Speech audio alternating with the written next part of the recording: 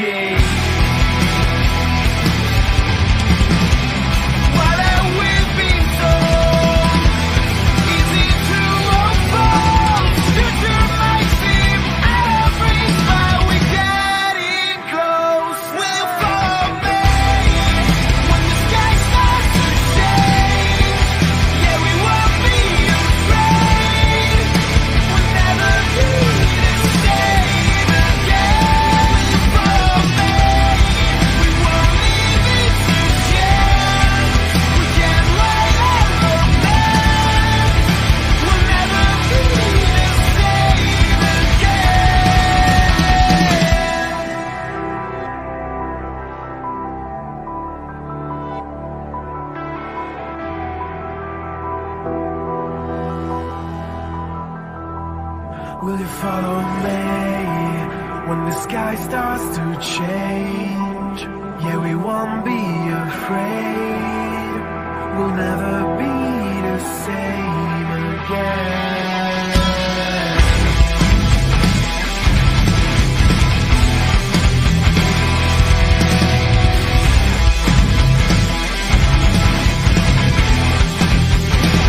Will you follow me when the sky starts to change? Yeah, we won't be afraid. We'll never be the same again. Will you follow me? We won't leave it to chance. We can't wait romance. We'll never be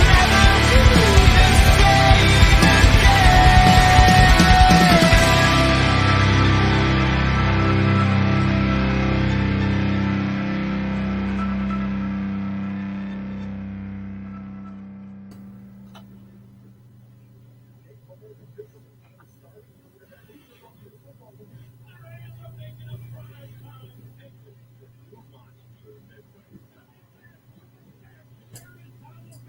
same You're streaming with the Fantasy Follow.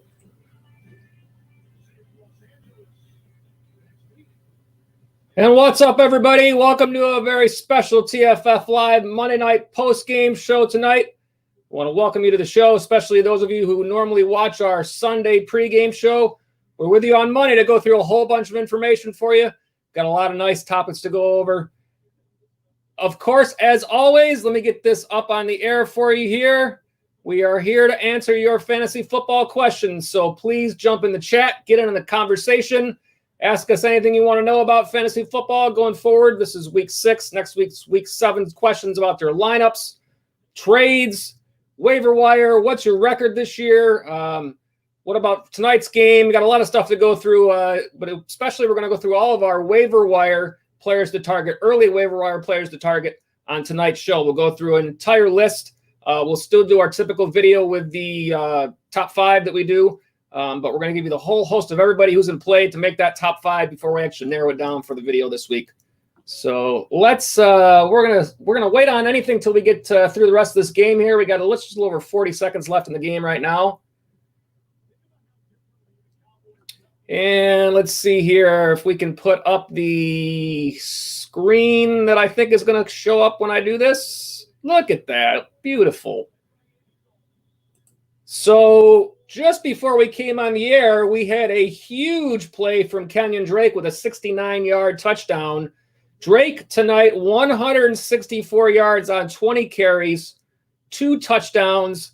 Just the kind of game that we haven't seen all year from Kenyan Drake. So quick math says 16.4, another 12. That's 28.4 plus any receiving yards in terms of fantasy points. Let's see if he had any here.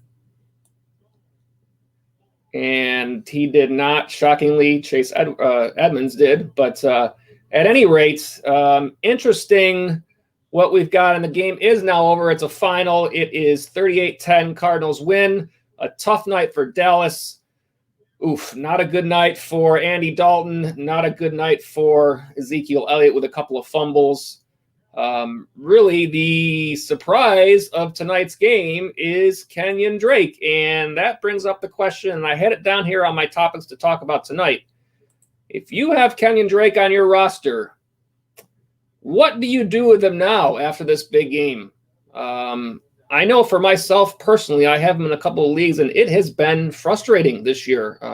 With as high as he was drafted, I mean, a second-round draft pick, I sat him this week. Despite the good matchup, I don't know what you're supposed to do with him.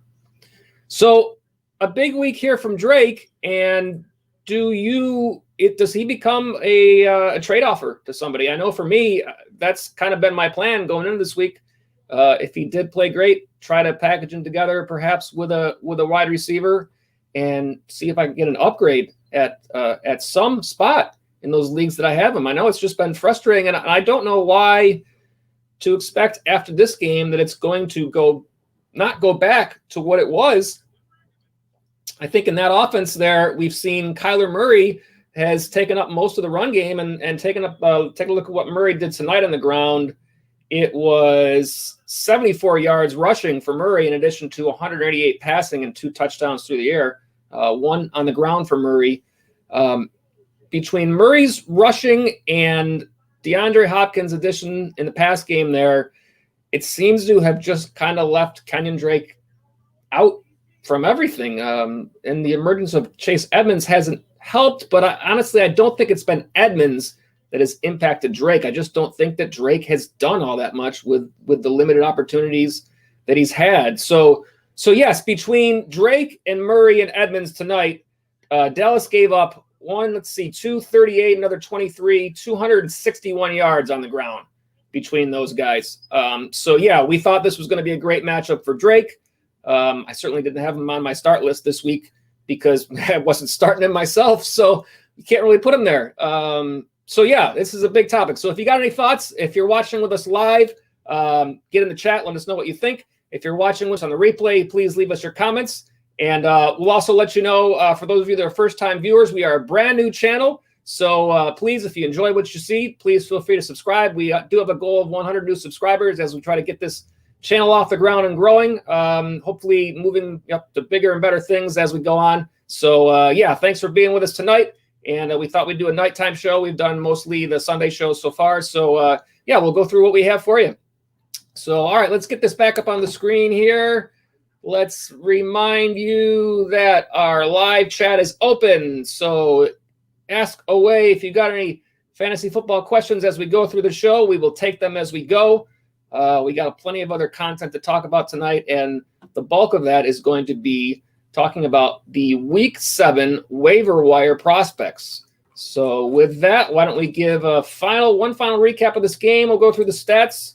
Again, it was Kyler Murray, 188 yards passing, 2 touchdowns, adding 74 yards on the ground and another touchdown there. So another nice week for Murray. We had him on our start list this week. As we talked about, Andy Dalton, 266 yards passing, 1 touchdown, 2 picks. He was 34 of 54, so plenty of opportunity there. But boy, if you watch the game, it looked like a struggle getting comfortable in that offense, and certainly it was his first start, so not completely unexpected there. The big question is, what does this mean going forward for the rest of the offensive players there in Dallas? I know I had CeeDee Lamb and I only needed like 2 points in one of my leagues to end up winning that matchup. And well, it was a little bit of a sweat for a while. But what does it mean for Amari Cooper? What does it mean for Michael Gallup? What does it mean for Dalton Schultz? You would think Ezekiel Elliott benefits from, obviously nobody really benefits from such an awful injury to Dak Prescott, but you would think it would be more work for Elliott. Tonight, 49 yards on the ground for Zeke.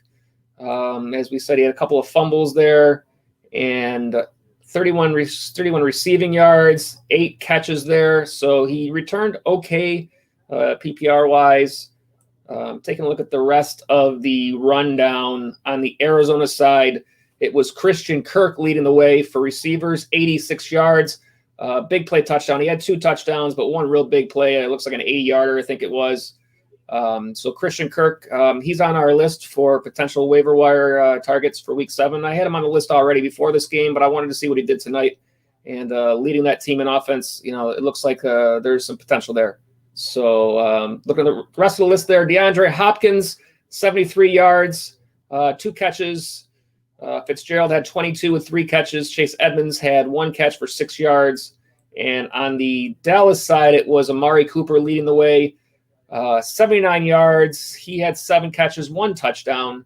CeeDee Lamb had 64 yards, 7 catches. Schultz, 35 yards, 4 catches. So, the tight end spot, it's kind of tough, but some opportunity there for him, possibility in the future. Zeke had 31 yards with 8 catches. Michael Gallup, just 2 catches, 23 yards. Nothing much more to speak of there. Another big, I guess they want to say big loss for the Cowboys. They didn't look good tonight. Arizona is, I think, an okay team, but are they one of the best teams in the league? I don't know. But tonight they certainly showed to be the better team of these two. So Arizona wins that game 38-10. All right, let's go ahead and move on to taking a look at some waiver wire stuff for you. And let's get our graphics ready. So what we're going to do for you tonight is when we do our waiver wire list, the top 5 every week, it is players that are rostered in under 50% of leagues, and that's on Yahoo. And so the rundown of players that I have for you tonight are players that are rostered under that 50%. And I have ordered these not in any order of ranking, but I'm going to give these to you in order of descending percentage of where they're rostered so far. So in other words, the most percentage rostered will be seen first.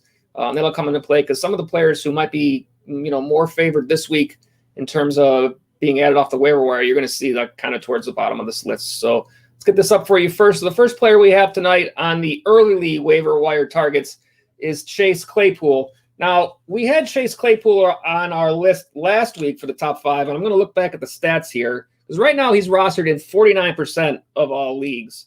Last week, he was rostered, let me take a look at the list here, in 17% of leagues. So he definitely got an uptick this past week. I can understand, to me, he should have gone up more than that. I think that's still really low. It's hard to believe that that's all it is, because I think this is a player that can shine for the rest of the year. When you watch him, he passes the eye test. If you watched any of Pittsburgh's game, I know in the very first game this year against the Giants on Monday Night Football, I watched that game and I said, Claypool is a player. The problem is that there are a lot of receivers ahead of him in Pittsburgh. So I can understand why he potentially wasn't added in more leagues just because of that.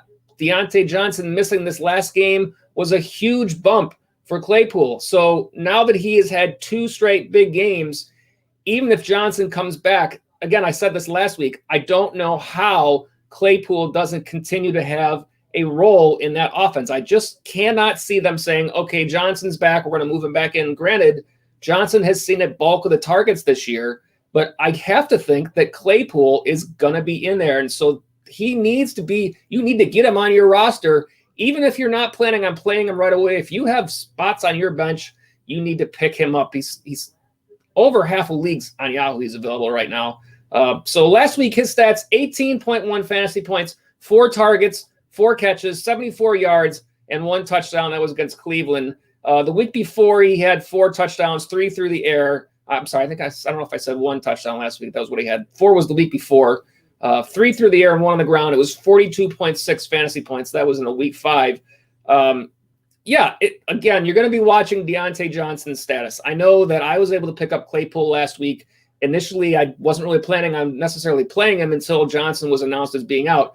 And then I said, well, listen, you went out and you got him. You got to play him at this point, because if he has a nice game, you're going to feel really upset with yourself for not playing him. So I got him in the lineup and he returned nice value. So, I think he's a guy that you got to look at. And looking at the next run, which I always like to look at the run of games coming up, because, when deciding on which players you're going to take off the waiver wire, to me, it's not only what they've done, but it's what they've got coming up. There's nothing worse than going to your waiver wire, using your priority on a player who has got a run of terrible matchups coming up, and then you have to either decide not to play this guy you just picked up or play him and risk having bad games out of it. So that, to me, that's really not good. So you have to look at their run as well as what they've done. So for Claypool, his next 4 games, Tennessee, Baltimore, Dallas, and Cincinnati. A couple of nice matchups there. Tennessee allowing the 10th most fantasy points to the wide receiver spot. Baltimore's down at 26. Dallas is 2. Obviously, we've seen what Dallas has given up and Cincinnati at 21. So this is a player who is definitely should be on your radar at this point if he's not already. I can't imagine he's not already. But again, he's only at 49% in Yahoo leagues right now. So yeah, Chase Claypool is a player to look at. The next player on our list from the Raiders, Henry Ruggs. He is currently rostered in 47% of all leagues. The Raiders were on bye last week, so I can certainly understand if he hasn't been picked up yet. However, this is a rookie player growing in an offense who started the year with an injury. And in his first week back, which was week 5, he had only 3 targets, just 2 catches, but went for 118 yards and a touchdown. So he has flashed some opportunity and some potential there. Certainly hard to say if he is sort of a boom or bust type player in the end. But again, it was his first week back. The Raiders have leaned on Darren Waller for a lot of their targets. And I would think if Ruggs continues to produce, he starts to work his way into getting a little bit more of that. So if you're a lot of wide receivers on this list again this week, by the way, we'll say that it's tough at the running back spot right now. We do have a couple that are potentials for you. So Ruggs has run the next 4 games. Next week, Tampa Bay, then Cleveland, then the Chargers, and then Denver. Tampa Bay at 23rd, so they're solidly in the bottom half, but Cleveland allowing the 3rd most fantasy points to the wide receivers, Chargers at 19, Denver at 6. So 2 of those 4 games are in the top 6 in terms of how many fantasy points are currently being allowed by those teams. So again, Ruggs is a player that can fit it nicely. And the same thing with all these players. I mean, some of these guys are players you'll get into your lineup right away. Like Alexander Madison this week was a pickup, if you got him, that you were going to put in your lineup right away. He didn't play well, but he certainly should have. I mean, it was a much better spot than what he ended up playing, but that's fantasy football. So you have to deal with that. So Ruggs is the next guy on the list. Let's take a look at our next player. Again, we're going from most rostered currently to least. And our next player is Justin Jackson, our first running back that we talk about tonight from the Chargers. He's currently rostered in 46% of all leagues. Again, this is a player that was on our list previously. He was at 44% last week when we did our waiver wire list. So the fact that he only went from 44 to 46, I don't know what to make of that, because to me, the running back spot is a spot where it's hard to find people. And Justin Jackson with Austin Eckler out has a nice chance to really run that backfield for a little bit. Now, I know you're going to say, well, Joshua Kelly, this is what we thought throughout the year. But take a look at what they did in the game against New Orleans. 15 rushes, 71 yards for Jackson. Another 6 targets through the air, 5 catches, 23 yards total there. So it was not only nice production, but in terms of touches, it was a 20-12 favor for Jackson over Kelly. If you watched that game, Kelly, to me at least, clearly looked like the better of the 2 players. And for sure, if it continues that way, listen, the coaching staff's not going to miss that. And Eckler's out for a while, like I said. So 2%, this Jackson went up from last week to this week. 2%. To me, I don't understand. I know he was on a bye. I know it's possible that players, you don't have enough depth on your bench. But this is a guy, if you need a running back, this will be the guy I think you have to have, not only because of his potential, but because of the fact that he's going to have a longer run than any of the other guys that we will talk about just due to the injury to their top guy. So let's take a look at the next 4 games for Jackson. It is going to be Jacksonville, then Denver, then the Raiders, then Miami. This is a great run in the next 4 games. And remember, Eckler was expected to miss 4 to 6 games. So let's talk about it. Jacksonville allowing the 8th most fantasy points to the running back spot. Denver is the fewest in the league. All right, not a great matchup there, but the Raiders allowing the 4th most and the Dolphins allowing the 7th most. So listen, what more can you ask for out of a waiver wire player right there? He has the potential to get the most work in the backfield, and he's got a great run. I mean, this is a guy that you have to look for on your waiver wire if you've got room, even if you don't expect to play him right away. Get him. Your opponent might need him, and you can keep him from their team. This is a way to win matchups. So Justin Jackson will be a very much potentially in our top 5 list when we release that video. Taking a look at the next guy on our list, it's going to be another Charger, and that is Mike Williams. Again, Williams and the Chargers were on bye in week 6. Let's take a look and see. Last week, he was rostered in 40% of all leagues, and he is currently rostered in 45% of all leagues. So he did not go up very much this past week. This is another player that, again, was draftable to start the year and started the year injured, or missed games at least injured. I know he missed week 4 due to a hamstring. But in the game against the Saints, and again, with the change at quarterback from Tyrod Taylor to Justin Herbert there, the passing game gets an uptick for sure. Not that Tyrod Taylor wasn't a great player, but Herbert has shown a lot of promise since he's come in. That's obviously why they named him their starter moving forward. Williams against the Saints, 8 targets, 5 catches, 109 yards, 2 touchdowns. He's a big player, so he may be a little bit more up and down. We see that out of certain guys. But this is a player that can return you value in your lineup. Again, if you've got depth or if you need a wide receiver, look to the Chargers. Their run, same run of games, different numbers, obviously, because of receiver. Jacksonville, Denver, Vegas, Miami. Jacksonville, the 13th most points to the wide receivers. Denver is 6th. Vegas, 18th. Miami, 14th. So one really, top 6 there, and the rest of them all 18th or better. So no real, awful matchups there coming up. So yeah, Mike Williams, he's out there in a lot of leagues. Go out and look for him. All right, before we get to our next guy, we're going to put back up our little chat reminder, and our chat is open. We're here to answer your fantasy football questions. We'll be here for a good stretch of time tonight. We wanted to do a post-game show.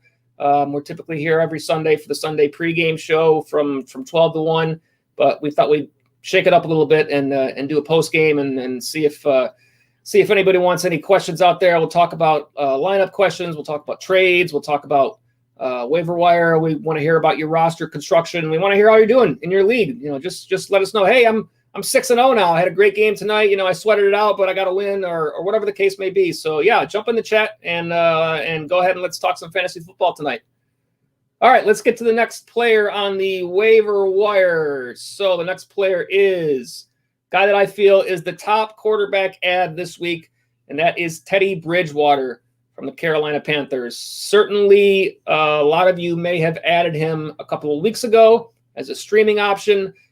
This past week was a bad matchup for Teddy. Looking at we had him on our sit list. If you watched our Sunday show, it was 11.44 fantasy points yesterday.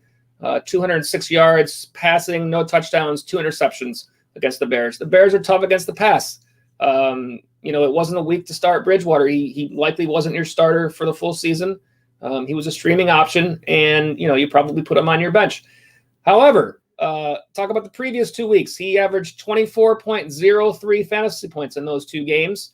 And here's the run for the next 4 games for Bridgewater: New Orleans, Atlanta, Kansas City, Tampa Bay. So without me even saying the numbers, a couple of those teams should at least trigger your mind as to, hey, these are good matchups. The Saints currently allowing the 4th most fantasy points to the quarterback spot. The Falcons allowing the most fantasy points to the quarterback spot. Kansas City at 22, Tampa Bay at 29. So here's what you're looking at in Bridgewater. If you need to replace a quarterback for buys, you've got 2 great streaming matchups. So you could potentially play him for 2 weeks. You may only need him for 1. But you might decide, hey, I like this matchup better the second week. So, yeah, for me, Bridgewater is the top quarterback ad this week. I think the other guy that you'd be looking at is probably Andy Dalton. But it's a little bit of a scary game tonight in that offense with what happened. So, yeah, I think this guy is going to go. He's currently rostered in 45% of all leagues. So there's a better than half chance that he's available in your league. Take a look at what you need. If you need a quarterback this week, I think this is your guy. All right. After that, we're going to go to, again, we're going through these not in any ranked order. We'll do that on our top 5 video that we will put out for the waiver wire players to add. These are in reverse order of how much they are rostered. So we're going from most down to least. So the next guy on our list is tight end Dallas Goedert from the Eagles, currently rostered in 41% of all leagues. So here's the deal with Goedert. He's been on IR. He is eligible to return. I have heard some reports that they expect him to play. They have a Thursday night game this week against the Giants. For me, if you don't have one of the top tight ends, and really this year, I mean, you could throw Mark Andrews into that, but it's probably Kittle and Kelsey. I know I don't think you can throw Zach Ertz into that this year. I have Ertz in a couple of rosters, and it's been awful. I mean, he saw 10 targets last week before he got hurt, but Ertz is hurt. That's the key here. They expect 3 to 4 weeks is the report that he's going to miss. And so that means Dallas Goedert should get some opportunity. Now, I thought Ertz should have gotten opportunity as well with as many other players that are out for that Eagles team, but it hasn't been good. Obviously, defenses have been able to key on him. But Goedert, so far this year in the games where they both played, has done well. And now that he would be the main guy there, if you got rough spots at your tight end, this is a guy to look for. And so here's the next 4 run of games.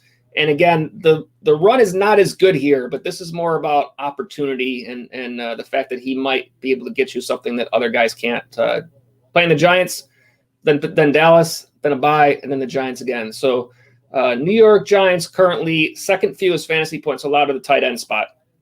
Dallas is at 7th. So this might mean that Goedert is not necessarily a pickup for you this week, or this might mean that you want to get him and have him a week ahead of time. Potentially, we don't even know if he's going to play yet this week. So you have to keep an eye and see what's out there, see if the injury reports come through where he's going to play in that game. And that's where you're making a decision. You probably won't need to spend a waiver wire claim to get him. I wouldn't think. Players are not going to be remembering that he's out there since he's been on IR. So just keep an eye on the reports. If they say he's healthy and going to play, then hey, if you need a guy, let's think about it. He's a good opportunity. All right, the next guy on our list is the guy you just watched in tonight's game, Christian Kirk. Currently rostered in 39% of all leagues. Tonight, 2 touchdowns against Dallas. A very nice game. The next game for them is Seattle, then a bye, then Miami. Seattle is allowing the most fantasy points to the wide receiver spot. Miami at 14. So, yes, Kirk got off to a rough start this year. We didn't see too much out of him. DeAndre Hopkins is and was the guy, but they were really overfeeding him. Certainly, some defenses are gonna try to shut him down more and end up leaving other guys to get more work. And turn that down over there. That is potentially Christian Kirk. And with a great matchup next week, hey, Dallas was second most fantasy points to the wide receiver spot, and you saw what Kirk did tonight. And so Seattle is 1. You got to think that, listen, if I need a guy because of bye weeks, or if I just need a better option than what I got, this is a guy to take a shot at. Christian Kirk, 39% rostered right now, so more than half available. Go out and take a look for him. All right. Let's see. We got a nice comment to go for here, so I'm going to get rid of Christian Kirk for now, and we'll get to our first comment of the night. Let me see what we got here. All right. So this is from Blue Crew Chubb. I hope I pronounced that right. It says, PPR, need to drop one. Who can I drop? Lindsey or Gordon? I'm a Kamara owner, and I have Latavius as my handcuff. Do you think he's droppable for this week? And hope no one grabs him. Thank you. So here's the deal. In New Orleans, we saw a report that Ty Montgomery is being activated this week in their backfield. So to me, that's a little bit interesting. Latavius has been getting a lot of work, but what does that Montgomery thing mean for Latavius Murray? Is Murray no longer going to be a player that you can play even when Kamara is healthy? Certainly as a handcuff, you know he's going to get the work if Kamara goes out. But at this point, I'm going to ask you this, Blue Crew. If you're still on the stream, what's your record right now? Where are you at? Are you in a spot where you are hurting? You need the wins, or are you in a spot where you're like a league leader and you have some room to play with? I'd like to know that. I'm going to go over here and check and see when Denver has their buys, because I know you said that you are looking at dropping Lindsey or Gordon. So let me just look up Philip Lindsey over here. Let's see if I can spell his name right.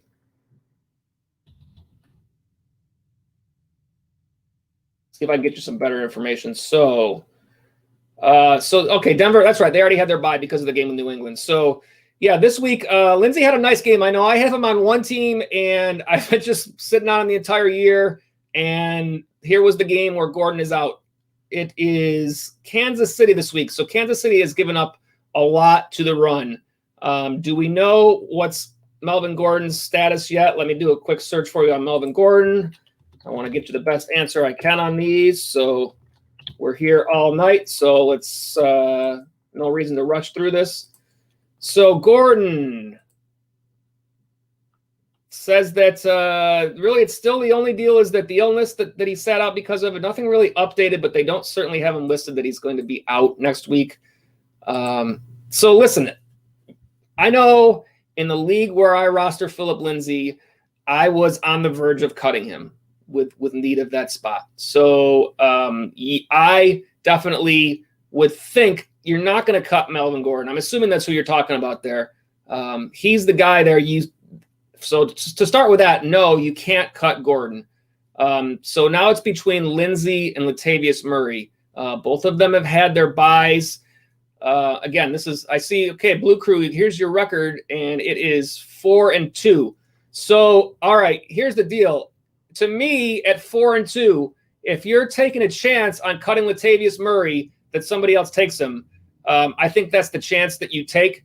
If you can wait to get more information on Gordon's status, then I would wait. And you've got until, I'm guessing, till tomorrow to get your waiver wire claims in. You never know when you're going to get more information.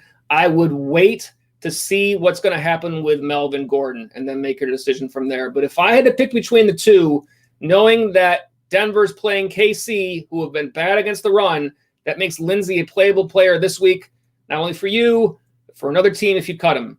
Is Latavius Murray going to come back to haunt you this week on another team if you were to cut him? Probably not. So, again, I like to talk through all this stuff. These are, in the end, these are my opinions. These are always your decisions. But to me, I would keep Lindsay. I would definitely keep Gordon. And I would feel like at this point in the season, cutting a handcuff is probably the best player to get rid of. So that's what I'm going to go with. But for sure, give us let us know later on in the comments section, or join us again on another show. Let us know what happened. Let us know how you did. I'll be watching as well because I have Kamara. I wasn't able to get Murray as a handcuff, which was hurtful to me. I wanted to, and he got grabbed up, and he's had some return this year, so people aren't getting rid of him. But yeah, that Ty Montgomery ad, to me, is going to change potentially with Latavius. I'm going to, if they want to work somebody else in, that affects his workload. So, all right, let's we get another question here. This one is from Michael Hakem. Kind of panicking right now. I have Mike Evans, Sanders, and Zeke. Any advice for me? So jump back in. Michael, I see your second chat here. It says I'm 2-4 and it's PPR. So if you're with us, Michael, jump back in and let me know. The Sanders that you're talking about is who? Miles Sanders or Emmanuel Sanders? I'm going to guess it's Miles, but I don't know for sure. Blue Crew says, thank you. I'll put that up real quick. Thank you for being with us. Hey, and by the way, Blue Crew and all you guys, if you're new to the show, if you like our videos, if you like what you're doing, please, by all means, click that subscribe now button. We are brand new. We're just building up our channel. We hope to continue to grow. But we want you guys as part of our show as much as anybody else. So, that way you get those notifications whenever we have new videos, whenever we have new shows. We're looking to grow this channel. So by all means, I'm not going to ask anybody to subscribe that doesn't like what we're doing, but if you enjoy what we're doing, then yes, please, go ahead and subscribe and, get in on these shows. So, all right, Michael Hakem is back, and Michael says it's Miles Sanders. So here's the deal. Going back to your original, I'm going to say, first of all, this is something we're going to talk about in the waiver wire ads. Miles Sanders this week. Let me go back to my notes and find out what I wrote down because he is injured. And I want to get you the information on how long it's expected. He's expected to miss at least this week's game. They're playing on Thursday against the Giants. And I've seen reports that he may miss 2 weeks. So, yes, you are probably not going to have Miles Sanders for a couple of weeks. What kind of depth do you have on your bench? Boston Scott is the guy that we're going to talk about as a waiver wire pickup. He's next in line in Philadelphia. He is currently only rostered in 14% of all leagues. So there's a very good chance he's available for you. Blue Crew, I see yours. I'll get back to you next. Take a look for Boston Scott as your replacement for Sanders. The Giants are allowing the 12th most fantasy points to the running back spot. So if you can get Scott, he's got a nice matchup. And next week it's Dallas. So if Sanders misses 2, they're 16th. They're right in the middle. So it's a playable player to fill that spot. You've got to make your way through. I know you said you were 2 and 4. Zeke is going to be okay. Listen, you drafted him high. Dallas is not a great team this year, but they're going to figure this out. I don't have Dallas's run of games, but let me see. Let me bring up Elliott and see who they're playing next.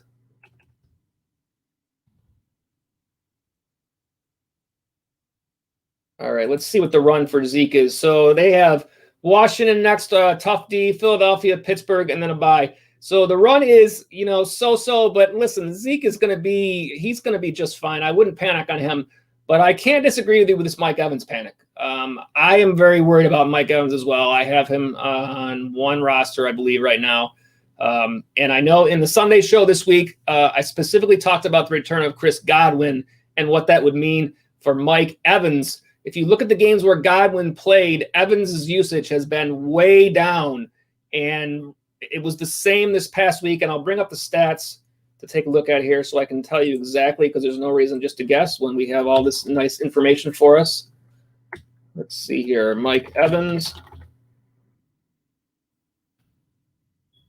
You probably already know this. So last week, I can't believe I didn't know this since he's on one of my teams. And I know I didn't know it because I have Derrick Henry on the team that I have him on. And so I wasn't too worried because Derrick Henry went off this week. But this past game, Mike Evans, 2 targets, 1 catch, 10 yards, no touchdowns. In earlier season, the first game, 4 targets, 1 catch. I know Godwin played that game. The second game, he had 10 targets. Pretty sure Godwin was out. Third game, 4 targets. I don't remember if Godwin played in that game or not. But yeah, this is a concern for Mike Evans. I was kind of upset with myself that I didn't at least make an effort to see if I could make him a trade target to somebody that needed a wide receiver before this last week's game, because in my gut, I knew this was going to go down, that this Godwin thing was going to happen. And really, Godwin didn't have a great game either. I mean, Tampa was up that game. They're playing the Raiders next. It's a Sunday night game, then the Giants, then New Orleans, then Carolina. I don't have the numbers. Let me see if I can get the numbers in front of me for what their numbers are against the wide receivers. Let's see if we can tell you that as well. So the wide receiver spot, what did I say the run of games was here? I said it was Las Vegas, Giants, New Orleans, Carolina. Las Vegas is 15th. Giants are down there, I think, a little lower. No, they're actually not. 12th. New Orleans is going to give you a good matchup. Carolina, you're going to run the ball against them. So, yeah, this is I don't have a lot of good advice on Evans there, other than take a look at these other receivers that are available that we're talking about on the waiver wire. There are some great options this week. What kind of depth bench do you have? Bench depth. Easy for me to say. Listen, it's a Monday Night Football postgame. I'm going to slip up a couple of times. What are you going to do? Yeah, take a look at these other wide receivers. If you go back, and I will give you a rundown of who we've talked about so far. Obviously, Chase Claypool, Henry Ruggs, Mike Williams, Christian Kirk. These are going to be players that can be spot starts. Christian Kirk next week is playing Seattle. The number one, they get up the most fantasy points to the wide receiver spot. He's only rostered in 39% of all leagues. If that's a guy that's out there and you want to switch up your matchup, then yeah, he's a possibility. And definitely Boston Scott for Sanders. And again, Michael, let us know. Stop back with us on an upcoming show and let us know how it went. And if you got any more questions, we'll do our best. I see a couple more from you. It is I don't have much at running back right now. Only Fournette. I feel you there. I have Fournette. I've been waiting for him. Who knows if that's going to come around. Again, I'm going to say there's a couple more guys that I haven't talked about yet that are potentials for next week, and that is Jeff Wilson from the 49ers, because Raheem Mostert is going on IR, and it is Gus Edwards, who Gus is on a bye this week, but Mark Ingram is hurt and not expected to be back in week 8. So that means this awful Baltimore backfield actually might produce something out of these players. So Gus Edwards is another guy. And again, you've got another day to wait on this. So find out information, stay up on what's going on. Check out our video that we put out on the top 5 waiver wire. We might have more information for you there. And I see one more comment from you here that says, I have Chubb on IR. So here's the deal with Chubb. I know in one of my leagues, I have the intention to go out and try to trade for Chubb, but that's in a league where I am 5-1 now. So I can wait. I have depth at the running back spot, and I can wait for Chubb to come back. If you have Chubb and you're 2-4 right now, you have to think about, can you get an upgrade somewhere if you get rid of him now? You need wins at 2-4, unless your entire league is 2-4 and like it's 3rd through 8th or all have the same record. This is something to think about where somebody, one of your top players in that league, if they have depth at their running back spot, check out their roster and decide for yourself, do I think this player would want to take this guy and sit on him knowing that he could be a big guy for him later on? Can I get back a running back, RB2, and a wide receiver 2 in return for him, a 2-for-1 deal where you're 2-4, you're going to have buys coming up. Potentially, can I use that to make myself better for upcoming weeks? This is a tactic that I've been thinking about. I know there's one league where I've struggled. I've been considering trying to make a trade, and the only place that I could potentially do it is Travis Kelce. I don't want to trade Travis Kelce, but at some point you got to think about, it's the only league where I have Kelce, so it's the only share of him. He's obviously a great player, but I've been running this through my head for the past couple of weeks. Do I try to save that league by getting rid of Kelce and trying to get back 2 players? I would not do it. I would not trade Chubb 1-for-1 or a player like Kelce 1-for-1. If you can get 2 guys where it's an upgrade at least one spot, and it's, let's say it's an RB2 where you can get somewhat decent production, you might not get the top guy for him, but like a David Montgomery type level, which is the exact trade that I've been mulling over in one of my leagues. I have Montgomery, but he's like my 4th running back in terms of who in that particular league. I have a great depth. So I thought to myself, great, I could probably get rid of Montgomery for Chubb and be fine. And when Chubb comes back, then I have a top guy.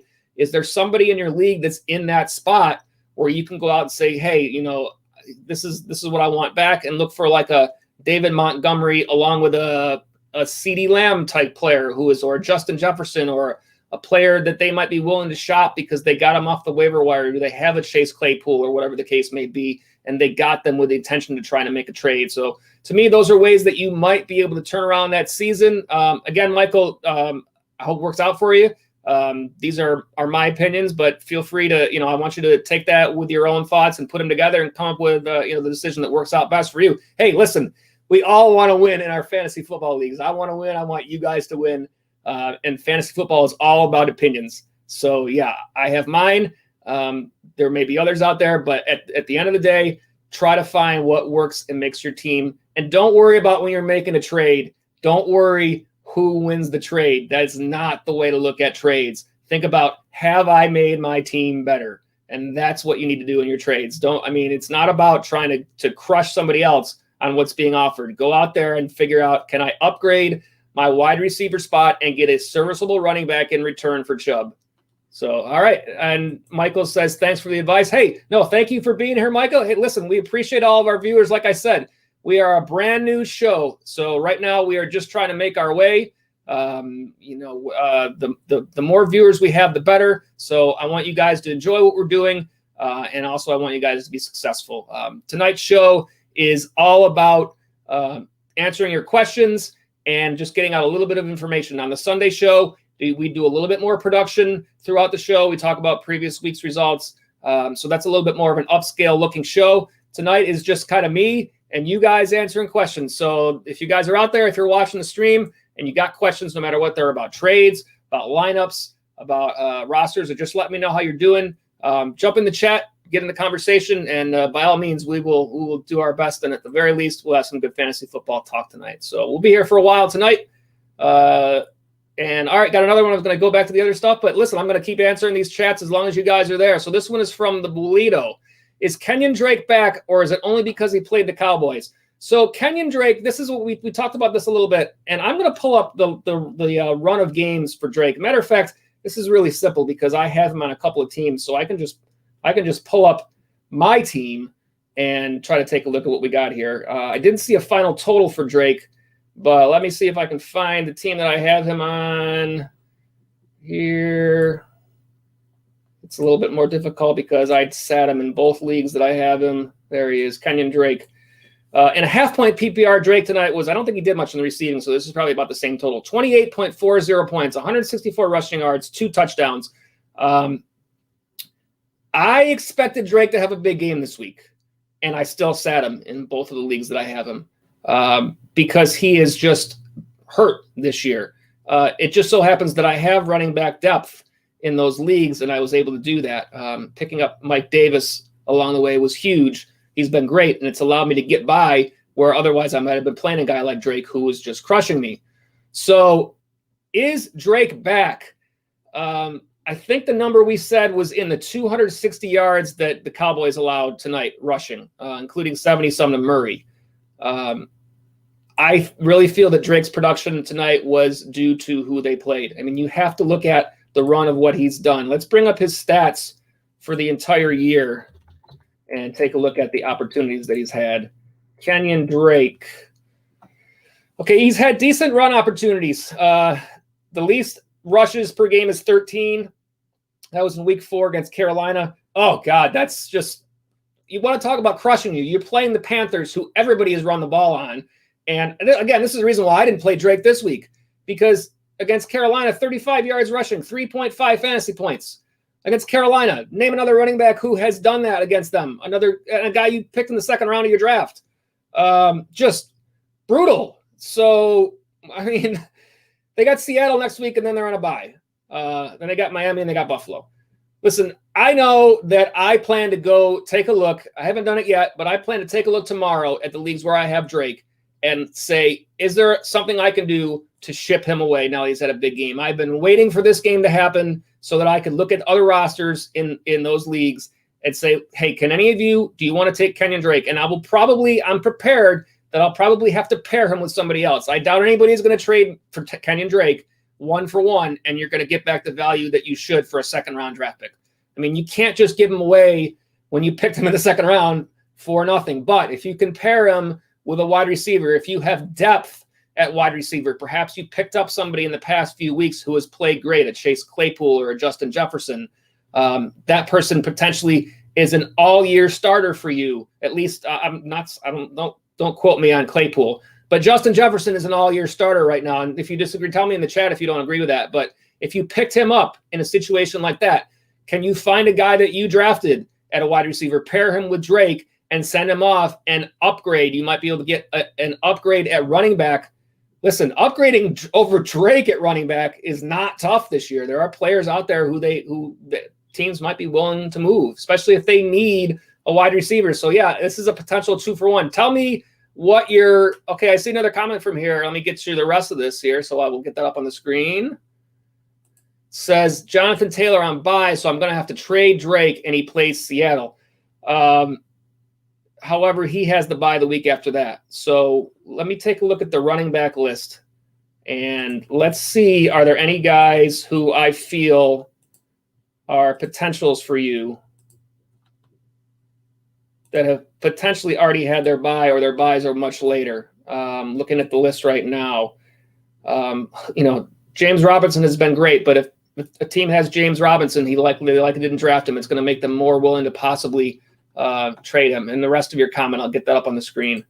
I'll have to play Drake. Sorry, laughing out loud. That's okay. Hey, listen, again, Wolito, I don't know if that's your real name, but yeah, I appreciate you guys being on the stream. So yeah, I'm looking to get your information. You say, yes, I'm looking to trade Drake. So yes, I would look at running backs that you can get back in a 2-for-1 that are a little bit lesser, but that are going to be good for you. What's your record right now? Are you a guy that needs the wins? Or are you a guy that's looking comfortable so far? Because again, this Nick Chubb thing, if you're a team that's comfortable and you can sit on Nick Chubb, but I know you're looking to play someone, so I'm thinking you're probably thinking more about early potential winners. I'm looking at a guy like David Johnson. A lot of people might think on him, but if he is the lesser of the two players get back, and you can make a trade that gets you a nice receiver with that, it will lead to 5-1 as a CMC owner. So I am really comfortable. So this is what I would think about for you. How willing would you be to sit on Nick Chubb until he's back if you are at 5-1? If Chubb comes back in week 10, I think he was expected. We're going into week 7. That means you're potentially having 3 weeks. Are you comfortable with going out on the waiver wire and filling that spot for 3 weeks? I mean, with Drake, one of those is going to be a buy anyway. So it's only 2 weeks of Drake you're losing if you were to trade Drake for Chubb.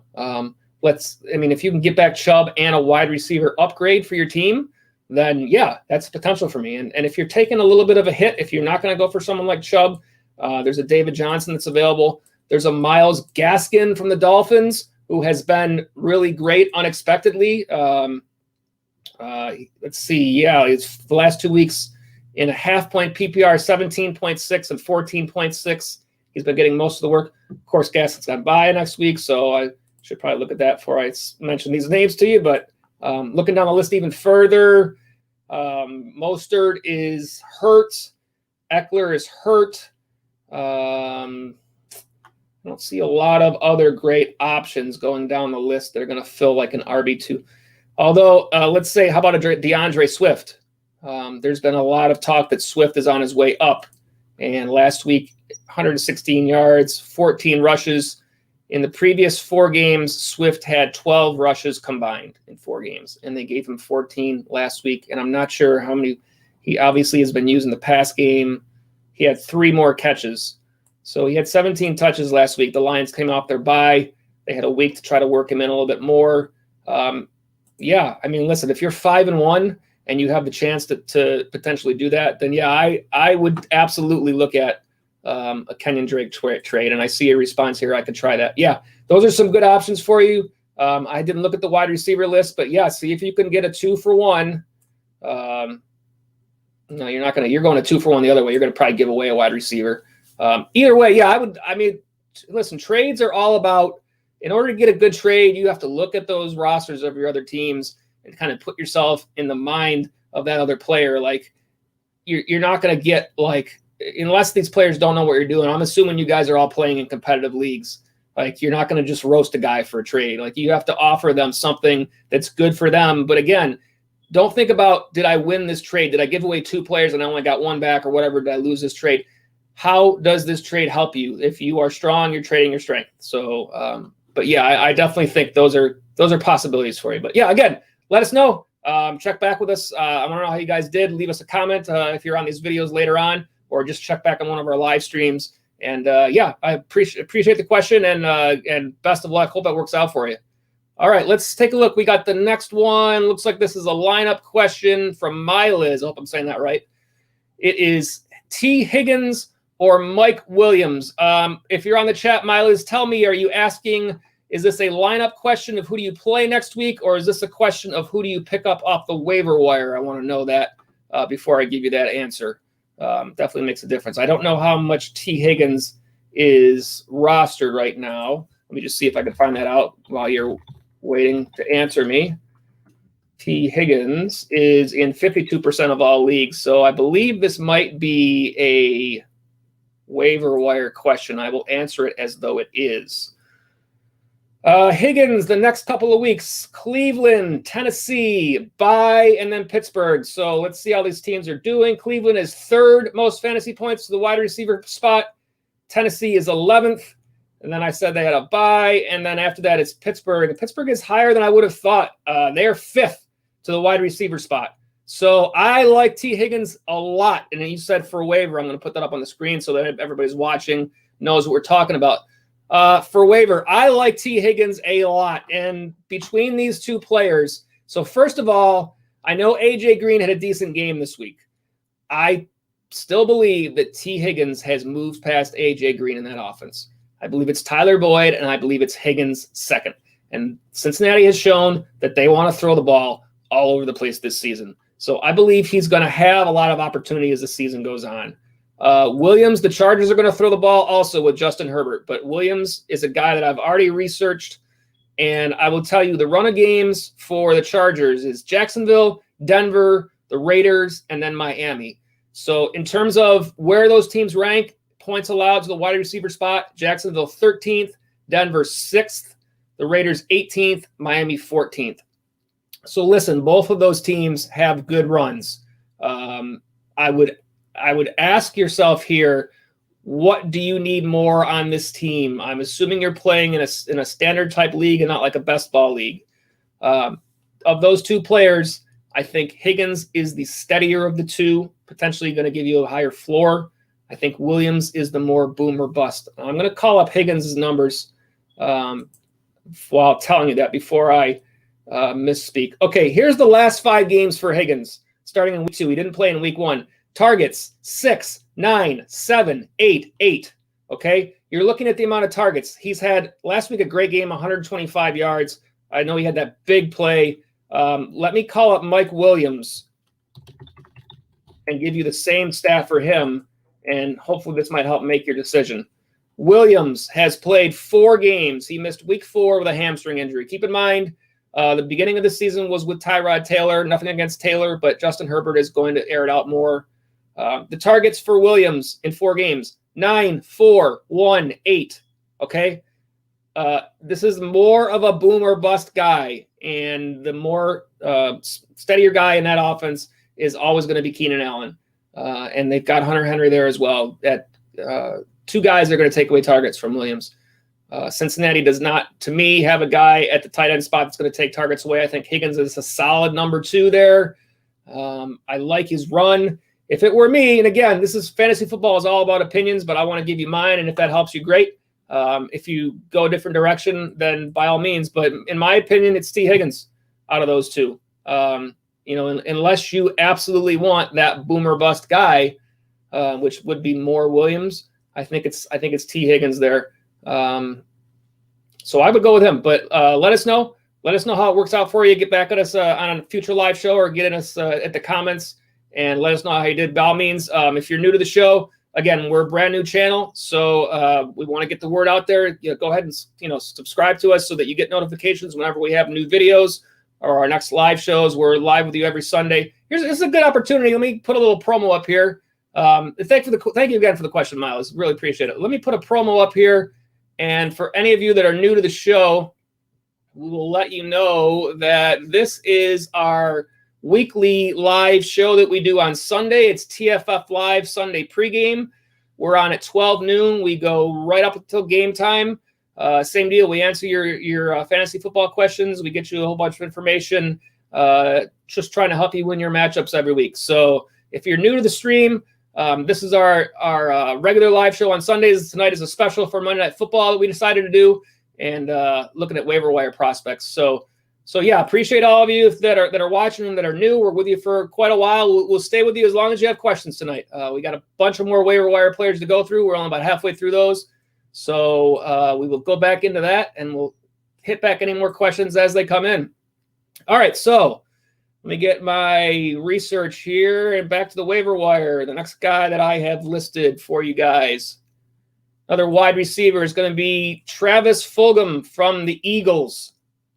This is a potential to bolster your wide receivers. Again, with any of these waiver wire pickups, you're not only thinking about what they've done, but you're thinking about their run of games. So I always like to talk about that, because there's nothing worse than going out there and picking up someone off the waiver wire because they had a bad week. And then after you did so, and let's hope you didn't have to cut somebody that you really wanted, looking at their lineup or their matchups afterwards and finding out, they got a terrible matchup. Now I got to make an awful decision. So Travis Fulgham has played really great for the Eagles, who have had so many players out.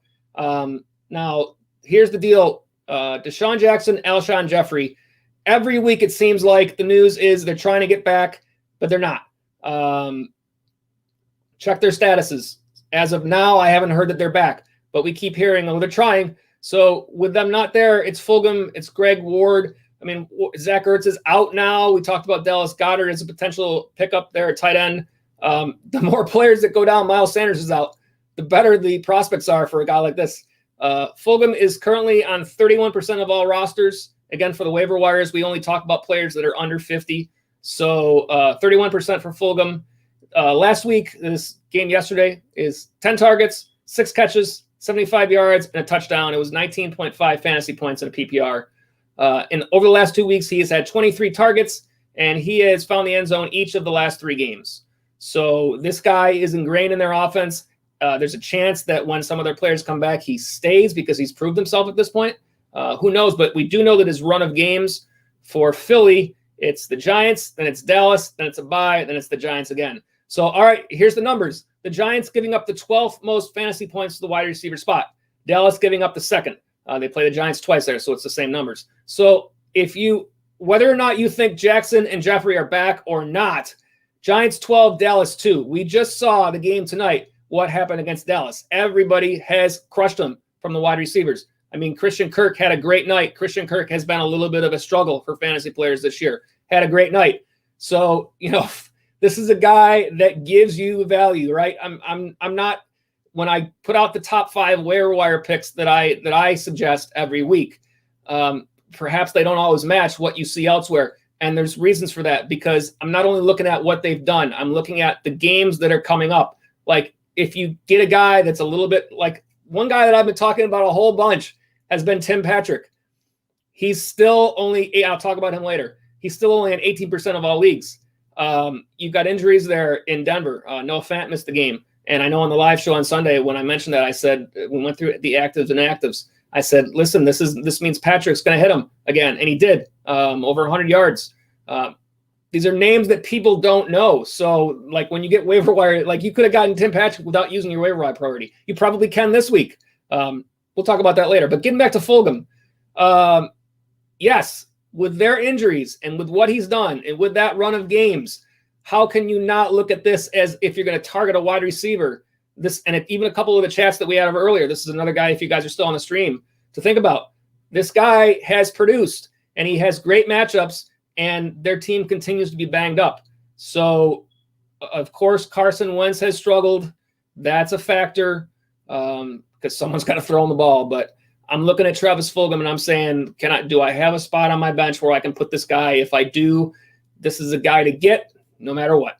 If you need a wide receiver, if you can get in there and get him, this is a guy that gives you a chance. So, yes, Travis Fulgham is a guy that I would look at. And I'm going to take a look here. I see another comment coming in, and I'll get back to you. We'll get back to the waiver wires in a moment. Just remind me that I left off after Fulgham, and I'll get back to the comments here. So this is from the Walito. And the question is, what about Kenyan Drake and T. Higgins for James Robinson? Yeah, if you're saying that you would want to offer the combination of Drake and Higgins for James Robinson to me is a clear-cut upgrade on Kenyan Drake this season. It's sad to say that, and by all means, I hope that I'm not saying that, and then all of a sudden Kenyan Drake gets hot, but I don't know what tells me that Kenyan Drake is going to get hot. And so this is part of fantasy football, is making these moves when it's the right move. And it's a tough choice. And I feel for you because I'm going to have to make the same choices this week. But I believe, to me, he's not been good this year if I can get value back. So tell me, this is my question for you, the Walito. If you're giving up T. Higgins, who are your other wide receivers? Because that's going to make the difference in this trade. Is giving up T. Higgins going to hurt you, or are you okay? And that makes the difference, because then if T. Higgins is a player who is potentially on your bench anyway for a few weeks, and you're going to play James Robinson instead of Kenyan Drake, that's potential. Now, I'm going to wait for your answer there, and I'm going to go over here and look to see what the numbers are right now for Robinson overall. I know his last couple games, and that's another reason you might be able to get him now, his last couple games were lesser games than what he had. But I want to see where he ranks. All right, so Robinson, 1, 2, 3, 4, 5, 6, 7, 8. Robinson in half-point PPR, and I'm not going to do the calculations. I normally talk PPR, but most of my leagues are half-point PPR. Currently RB8 for the entire league. He has not had his bye yet. His bye is in week 8. But he is ahead of guys like Todd Gurley, like Joe Mixon. He is, I want to believe this is updated. It says he is ahead of Derrick Henry. Is he really ahead of Derrick Henry right now, even after that huge game? Henry 14, 822, another 26 is 48, 66. No, these are not updated. I wonder if this will update if I hit refresh. I don't think that Yahoo has put the stats through into their standings list yet. No, so this is going into this week. He was ahead of those sort of guys. He's not ahead of Derrick Henry anymore. He's probably still ahead of Joe Mixon because Mixon only had 13 points this week. And Robinson was around the same, I think. Yeah, almost exactly the same, 13. So, yeah, I mean, all right, let me see what you got here. Back to the Walito. And your answer to my question was Godwin, Ridley, Cooper, and Marquise Brown, so you're stacked. Yes, I mean, package one of those receivers. Me personally, I am not super high on Marquise Brown. He's a decent name. He might be a bigger draw to someone in your league than T. Higgins, who might say, well, who's T. Higgins? I don't know anything about him, but they might say, oh, Hollywood Brown. I know that guy's good. Either one of those guys. I probably like Higgins over Brown for your team, but I think either one of those offers is, you've got 3. I'm assuming you're playing in a 2 wide receiver league. So you've got 2 with, an outside of those 2 to choose from every week. And it's Calvin Ridley, it's Amari Cooper, and it's Godwin. Yeah.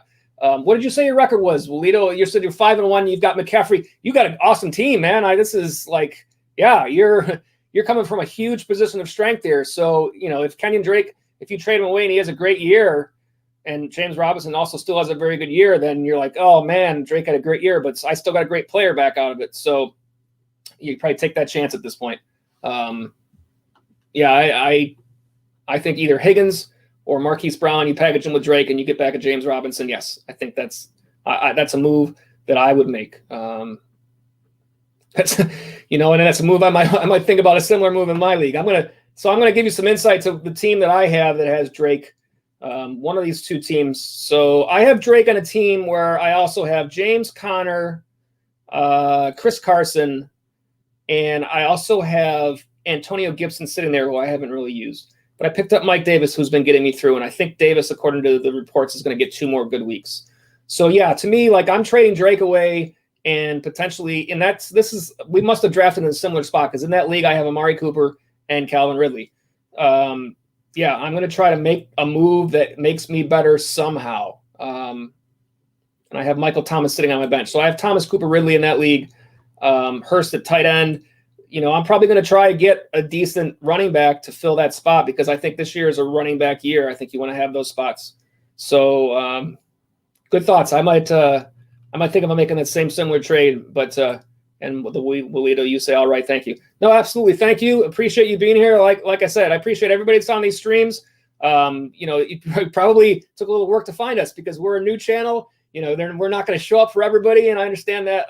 We're just trying to make waves right now. So, hopefully we give some good information. We take our opinions, put them with yours, make the best decision for you. But by all means, if you like what we're doing here, go ahead and subscribe to us now. We appreciate you being with us. And, we hope to see you again and chat with you in future shows. All right, got a question here. This is from Michael again saying, I have the #1 waiver wire. Is it worth it to use on Boston Scott? I'm going to refresh myself that you were the one that said you have Mike Evans, Sanders, and Zeke.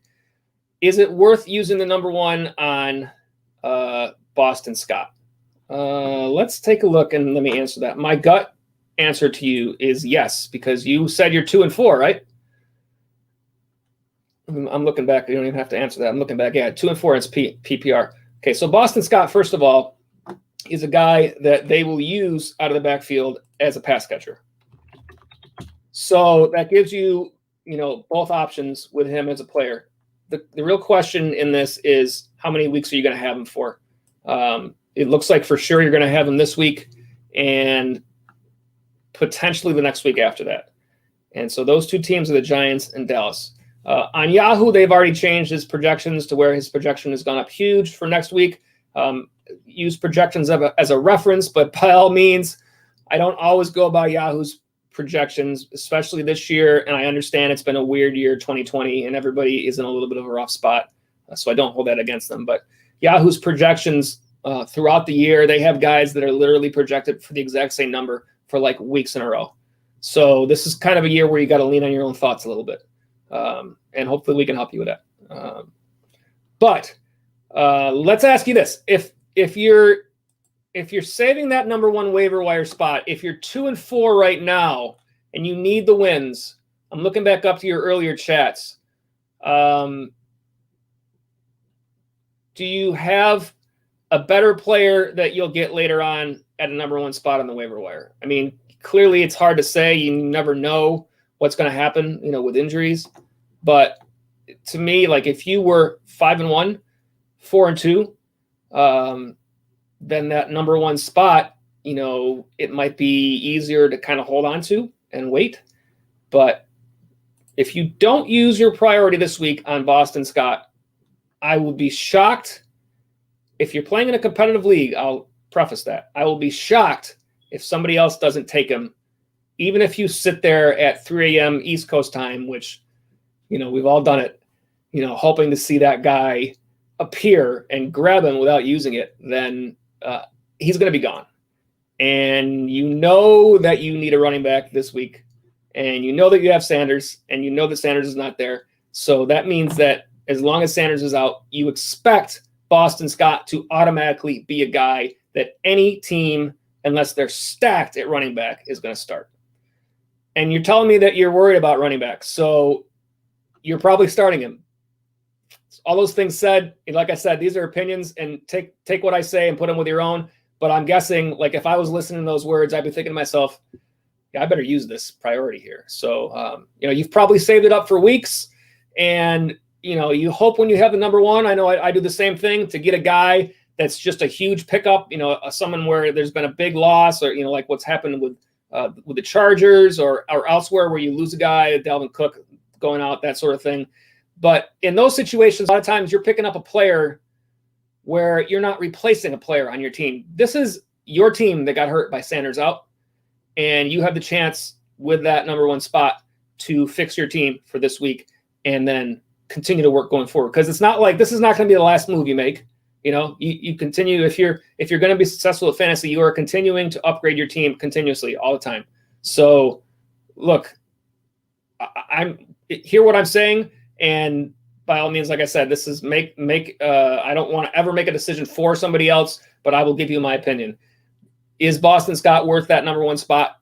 If you didn't have Miles Sanders on your team, it would be a different answer potentially. But because you do, then I would say yes. I think that's a move that you almost have to make it 2-4 right now. So let me see. I know I see a response from here. We'll put this up on the screen here. Oh no, this is from a wheel. I'll get back to him next. So Michael, yeah, if you're still with us, that would be my thought. I hope it works out for you. Let me know how it goes. I'll be watching. I don't have Miles Sanders in any of my leagues, so it doesn't really impact me, but I certainly might go out and try to get Boston Scott in places where I can, because again, I have some teams where running backs are hurting. I know I have a team where I drafted Kenyan Drake and Mark Ingram on the same team, and woof, that's bad. Like, how are you supposed to get by with that? Because they both have been not good this year. So yeah, I'm going to be looking, and I know you will too. So good luck with that. And Michael, you say, well, okay, we'll do thanks. I'm going to pick them up. Best of luck to you, man. I hope it works out for you. Again, appreciate you being here. All you guys that are with us on the stream right now, hope to see you in future streams. We want to talk fantasy football. That's what we're here to do. So without you guys, we can't do that. So I'm glad you're here. If you haven't yet, please, feel free to subscribe so you get our notifications. If you like what you see, give us a thumbs up. Appreciate you being here, and go out and get that W. That's what I tell everybody. You got to get those wins. All right, another question here, or a statement here from the Walido, and I will go back to this. It says, I started Big Ben since I have Wilson on bye. He was pretty disappointing. Will he be fantasy relevant for the rest of the season? Obviously, I will be starting Russ every week, but if Russ got hurt, if you have depth on your bench, if you don't need the spot, then I don't think Roethlisberger is a player that you need to drop. I don't think he's a player you need to cut. I have one of my leagues where against my wishes, and there's sometimes when you have a draft to start the year, there's guys where you think like, oh man, like I don't want to draft this guy, but sometimes drafts just fall a certain way and you kind of don't have a choice. So I waited on quarterback and I passed on a couple in spots where I could have taken him, and I ended up Carson Wentz. And started the season, I didn't want to take him, but I had also taken Ertz in that league. So I'm like, well, it's a stack.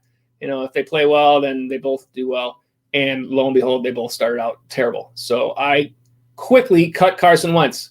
And perhaps that was not a move that would have been popular if I had asked, because you would think Carson Wentz is going to be good, but so far he hasn't. And the reason why I cut him was because somebody else in that league cut Roethlisberger.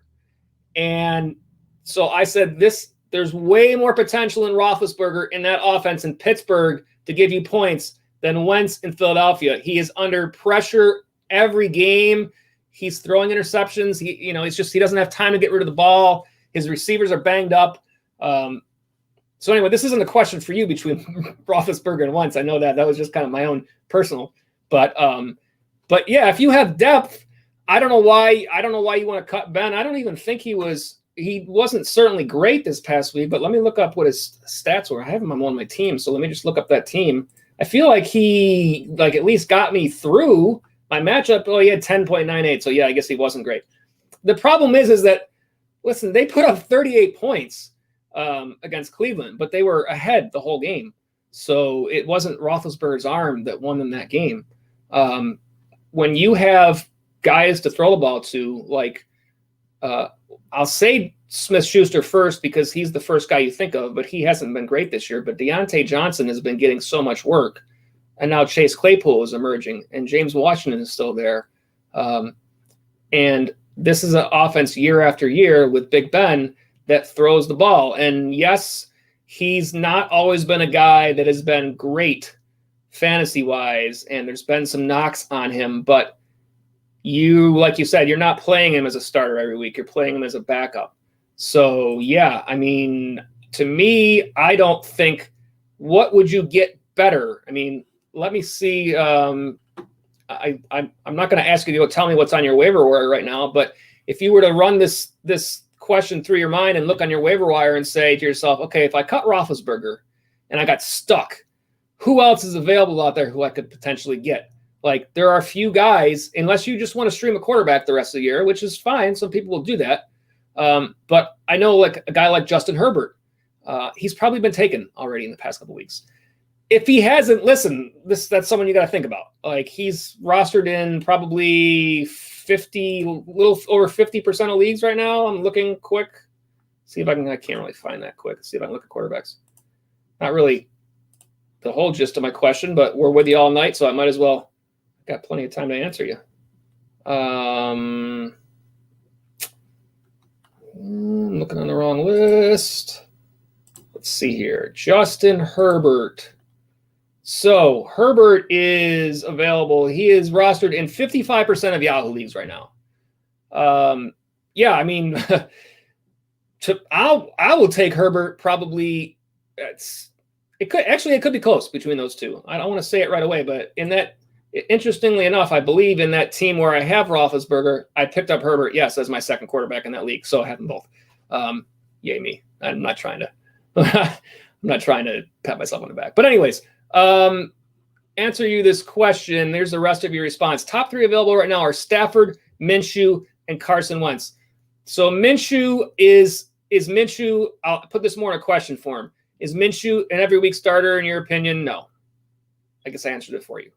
But in my opinion, no, he's not an every week starter. Is Carson Wentz an every week starter for you right now? No. Is Matthew Stafford an every week starter? Possibly. I have him as an every week starter in one of my leagues. Is Ben Roethlisberger an every week starter for you? I know this isn't your question, but I'm answering it in terms of what would happen if Wilson went down.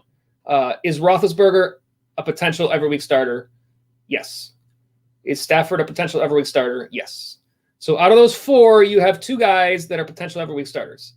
If Stafford has made it this far on your waiver wire and nobody's taken him, then scour your other teams if you're thinking about it to see who has quarterbacks on bye. And what I didn't do before tonight's show is look to see what teams are on bye next week, but let me see if I can look that up real quick.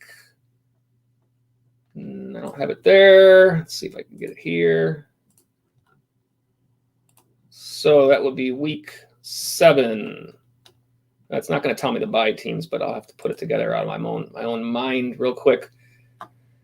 Yeah, I'm not. That's too much thought for tonight. We've already got a whole Monday Night Football game. At any rate, what I'm trying to say here is, if you are the type of player who wants to have a backup quarterback to protect yourself, then I would say there's nobody better on your waiver wire right now than what you already have.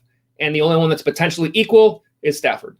So you're in a good spot. If you have the depth, if you don't need the spot, I would say keep Ben.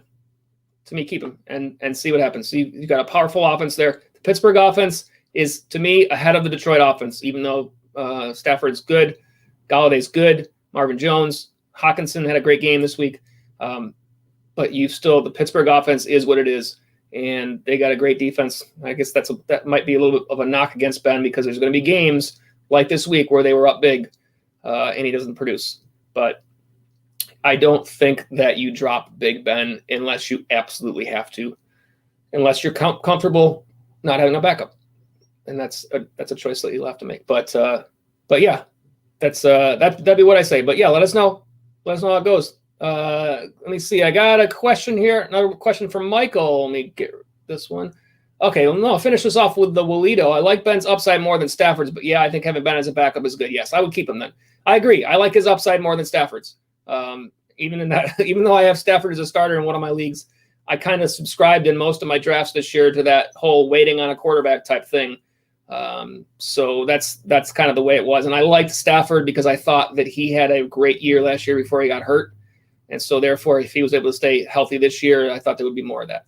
So yes, I agree with you on Ben's upside, and it sounds like that is a good option for you. Question from Michael. Should I drop Ertz? My starting tight end is Darren Waller. Here's my question, Michael. And if you're still with us on the stream, you can answer this for me. Do you play in a league that has IR spots? And if so, do you have one available? And I think it's a very reasonable question to ask, because most of my leagues have IR spots. And it boggles my mind that it appears that some people don't utilize them. Like in one of my leagues in the recent days, and I can't believe I missed this, somebody picked up as a free agent Austin Eckler. And I saw that and I was like, first of all, how did I not see that Austin Eckler was sitting there, that somebody dropped him? But second of all, if you have Austin Eckler on your roster, you picked him in the 2nd round this year. Why are you dropping him? Like, even if you don't have an IR, you can't drop him. I hope none of you guys that are on this stream are that person. And your response is, yes, it has IR spots, but Chubb is on my IR, so it's only one IR spot is what you're saying. I know that a bunch of mine have changed it to 2 this year. So if you had 2, that would be obviously good, but I'll go back to your original question. My gut answer to this, especially because I have Ertz in a couple of leagues this year, is no, to not drop him. I think Ertz, as frustrating as he has been, is too talented a player to drop. Unfortunately, right now, he's been too bad this year to trade. Trust me, I know. I've tried.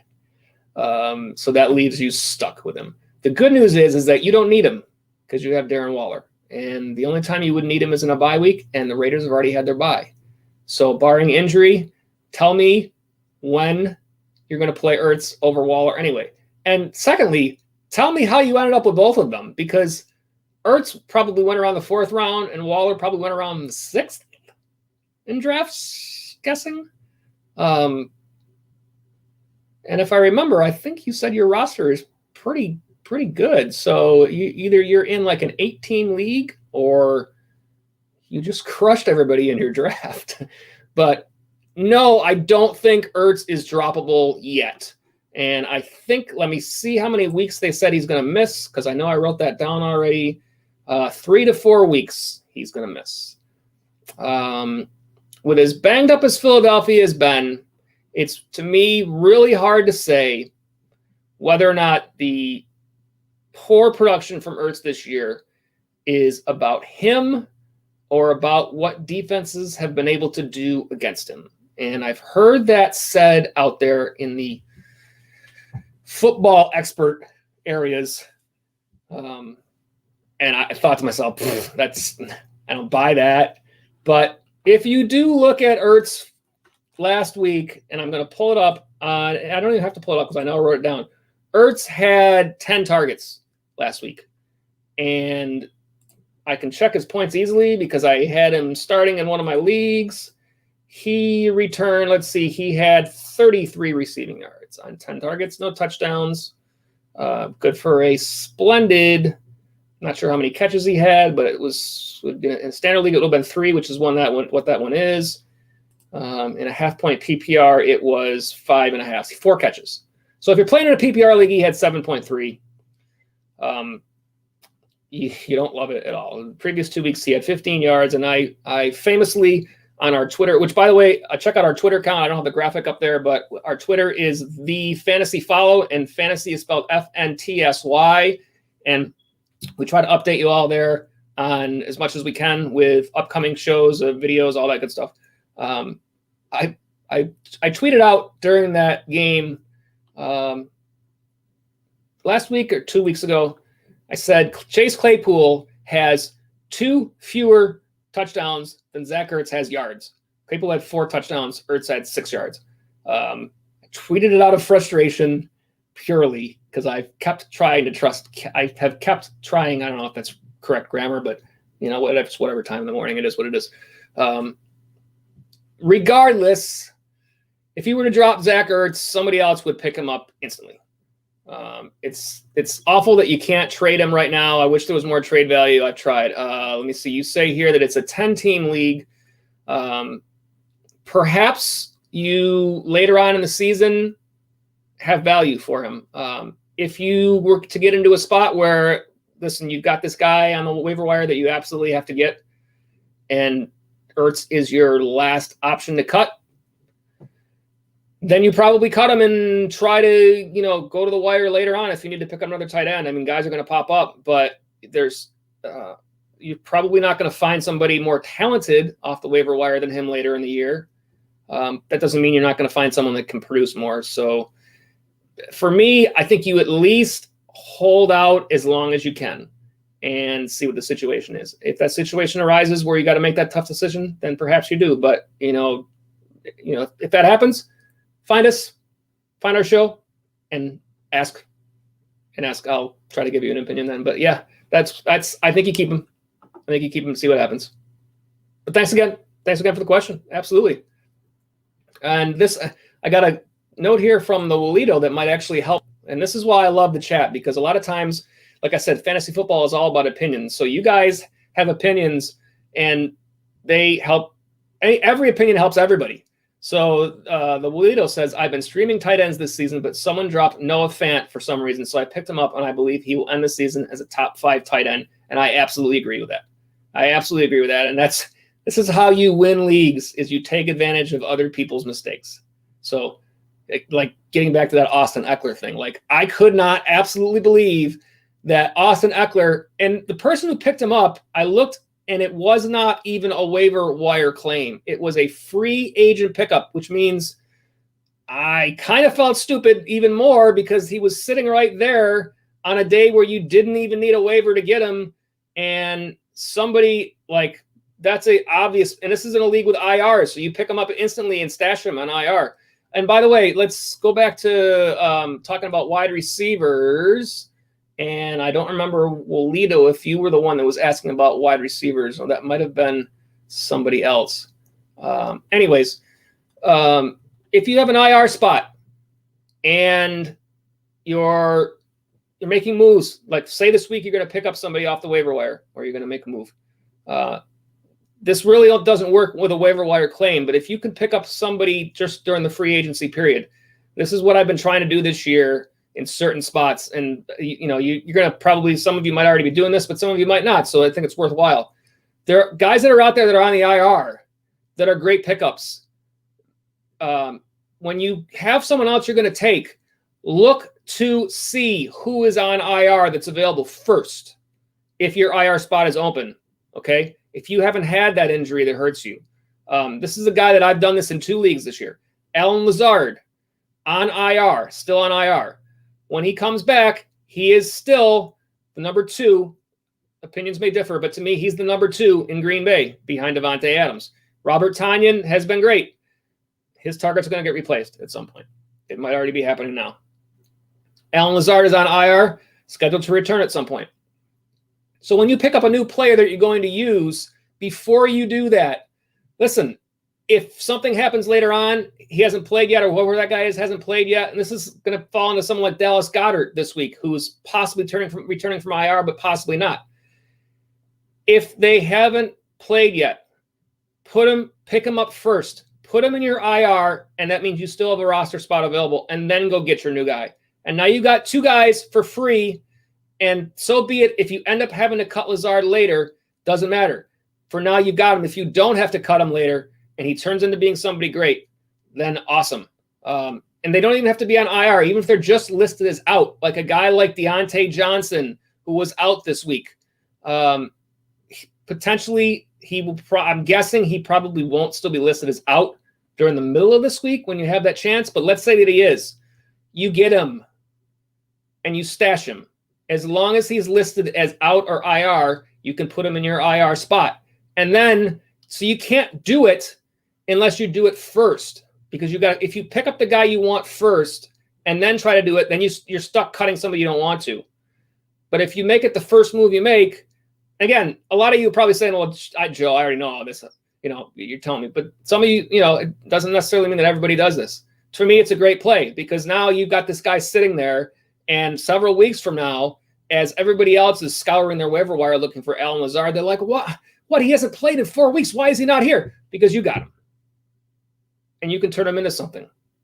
And who knows what that means for you, and who knows what that means for somebody that you might be playing who needed that guy that week to make a difference in their lineup. So that's my little tip. But anyways. All right, so let's go back to our waiver wire. And if you guys have more questions, feel free to take them. And I will post a little deal here that says live chat is open. And just want to remind you, if you're on the stream, to feel free to jump in with your chat questions. And we will do our best to help you out wherever we can. And we've got a quick comment here from Lisa Goedert saying hi. Well, hi. Thanks for being here. Glad to have you on the stream. The more the merrier. And here's your question. I think I got a steal in free agency. Somebody dropped Gallup for some reason. Is that a good pickup? If you got Gallup for free, absolutely. Absolutely, it's a good pickup. Even if you don't play him. I'm all about, like, some people approach their waiver claims and their free agency claims differently. Like, obviously, sometimes you get in a bad spot where you're stuck and you're like, oh, man, I need a player to help me win this week.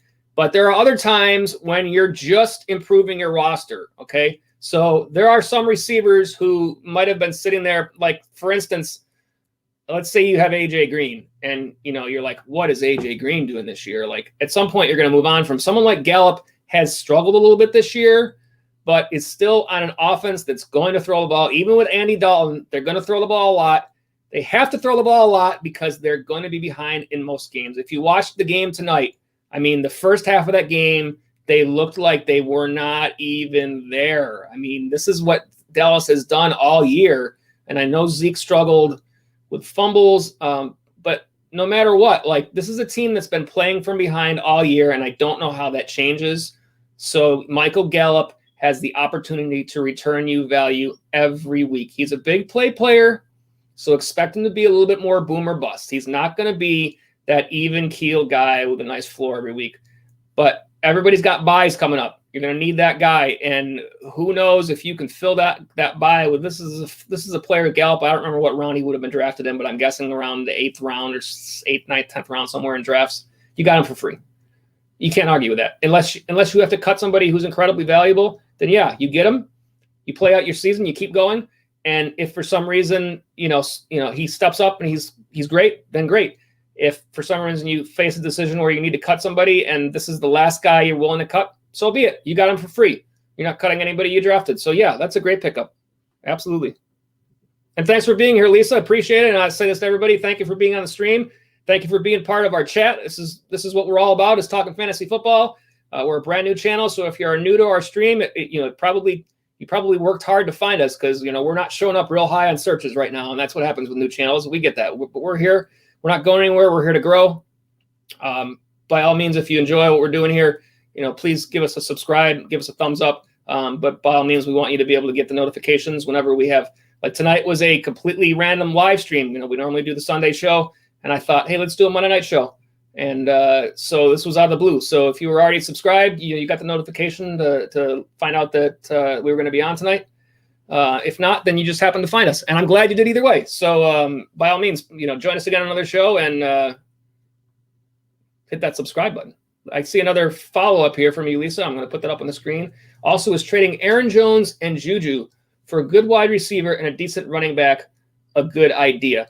I'm going to ask you for a little bit more information on this one. So tell me who your other players are that you would be filling in if you made that trade, because Aaron Jones, I think, would take a lot to get back right now. And also tell me your record, because that makes a difference in whether or not you make this trade. A team that's 6-0 is going to be making different trades than a team that's 0-6.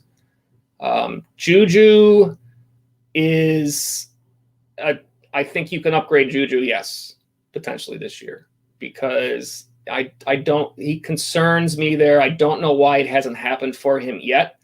Last year he struggled, and a lot of it was attributed to Roethlisberger not being there, but we're not seeing it now, which, if you think back to when Juju really flourished, it was when he was really their second option and defenses were keying elsewhere. And I'm concerned that his production has been so low since he's been the first option that defenses try to key on for that team. So I do not disagree with you trying to upgrade Juju, but I'm curious about trading away Aaron Jones. If you were without any more, and if you're still on, I'll wait for your response. But if not, I'll give you as much information as I can. I think you're definitely in a trade of that situation.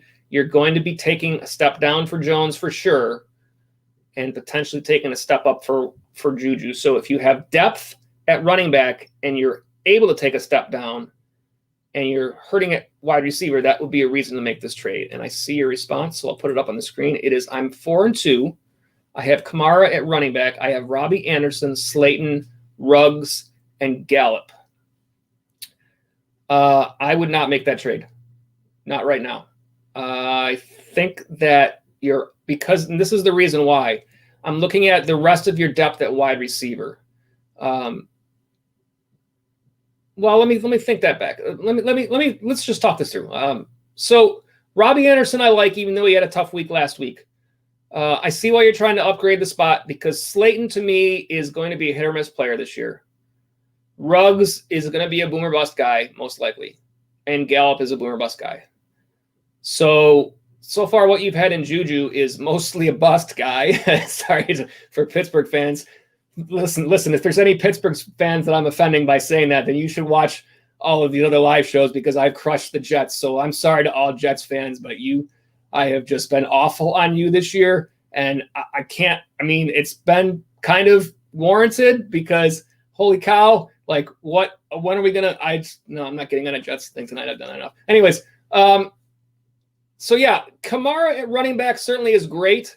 So I'm gonna jump in. I'm gonna interrupt this real quick, because the Lolito says Saints fan right here. Who dat? I have to say, for full transparency, I'm a member of the Bills Mafia, and I don't mean that any literal meaning of mafia wise, but I'm behind Bills Mafia, and we had a tough one tonight, and that was awful, and we had a tough one last week, so we were looking for some help, and so hide your tables. Not for me. I'm not going through any of them, but you never know who might. So anyways, let's get back to this question. Lisa says, I'm a Giants fan. So I'm a Giants fan. So, okay, so if you're a Giants fan, then you're not getting rid of Slayton. I can tell that. He's a spot starter. He's not an every week starter, I don't think. But you never know. Let's go back to your question. My question would be is that, okay, Kamara is your 1. Jones has been your 2. Who's next behind Jones? Do you have is your trade going to mean that the running back you get back has to be the replacement for Jones? And if that's the case, in order to upgrade Juju, I don't know. I feel like it might be difficult to still get a running back that's close to Jones because running backs are so precious this year. If somebody else in your league, and again, I always go into these questions assuming that everybody's playing in competitive leagues. Obviously, there are leagues that you play in where you can kind of steal players. If you're going to get an upgrade on Juju, you're going to be asking for a really top-notch receiver in return. So it's going to be tough to get a running back that's close to Jones and have someone accept that deal. If you're taking a huge downgrade on Jones in order to upgrade Juju, I don't know that I would do it right now. That doesn't mean that there's not a situation where I would. Again, these are fantasy football is all about opinions. I don't know that you're going to get one. I don't know that you're going to run back close enough to Jones to upgrade Juju. And Juju, I don't want to say Juju can't turn this around this year. It's just hard to say. But here's your response, Lisa. I would trade for a guy like James Conner. Then if you are able to get James Conner for Aaron Jones, and I'm going to back this up with some stats because I have James Conner in a couple of leagues, and I was very concerned with Aaron Jones going into the year. I want to see where they're at right now. Aaron Jones, they have him listed as 4th going into this week, and he had 11.6 and a half-point PPR this past week. Connor, who I really like this year, they had him as 21st going into this week, and he had 16. So he's probably moved up just a little bit. He's around 20th. I personally would be extremely comfortable with James Conner in a trade like that. And at that point, it's just who are you able to get back at wide receiver. So that, yes, is an area that I would target. Now, it's not a guarantee that you're going to be able to get that from whoever has James Conner, but you're going to have to look and see what they have at their wide receiver spot. Are they going to be willing to take Juju? Anybody, if somebody offered me a trade for Juju right now, I would be feeling like I really need to get something back that's good because I don't feel that Juju is a huge value commodity right now for me. I don't have him in any of my leagues. Nobody has offered me him as a trade, but if they did, I'd be like, okay, I really need to be getting an upgrade at the other spot. So if you got a team where they're hurting at running back, they've lost players to injury, Aaron Jones is a huge upgrade for them if they're able to get them from you. Then you're asking for an equally good upgrade coming back on the wide receiver spot. I would make sure to get that. Don't trade Jones and Juju for James Conner and a receiver that is equal to Juju, by all means. And you already, I'm sure, know that. But, yeah, you've got to be getting an upgrade on Juju. So let me look at the wide receiver list. I have no way to know who's on other people's rosters. But I'm just going to look and see, are there players who someone might be willing to trade who have done better than expected this year? You're looking at – this is where it's – without knowing the exact roster, it's hard to say. But a guy like Tyler Lockett, who has had up and down, you're taking a chance with. I still think he's going to be good. Allen Robinson is not necessarily a guy that everyone loves, the Bears offense. CeeDee Lamb has been better than expected, but now with Dak gone, hard to say. Then you start getting down the list, and it gets a little riskier. Robert Woods is there. Keenan Allen is a guy that I love this year. Listen, if you can go out there and get a Keenan Allen when someone's not realizing what's changed in that offense in Los Angeles with Herbert there and with Eckler out and the fact that Keenan is going to be pummeled with targets for the next few weeks, like, holy cow. These are the types of players, like, I would want to go out and trade Keenan Allen right now if I could. Looking at other guys, I don't think that there's a lot that are upgrades that are players that people will be willing to trade. So it might be tough. But for sure take a look. I like your thinking there. You're always looking to upgrade your team. So I am too. So I would be, if you were willing to make an offer like that, I would look through it closely and see. And like I said before, when you make a trade, it's not about who wins the trade. It's about, did you improve your team? So I like where you're thinking. And again, if you're new to the stream, join us, be with us again. We want to have you. We love having everybody ask questions and getting to talk fantasy football. So thank you for being with us this time. And we hope that you join us again. Subscribe if you haven't yet so that you get our notifications. All right. Let me see. Question here from the Walido. I have Mike Davis in a league. It's now the right time to trade him high. If you're going to trade him, yes, now is the right time.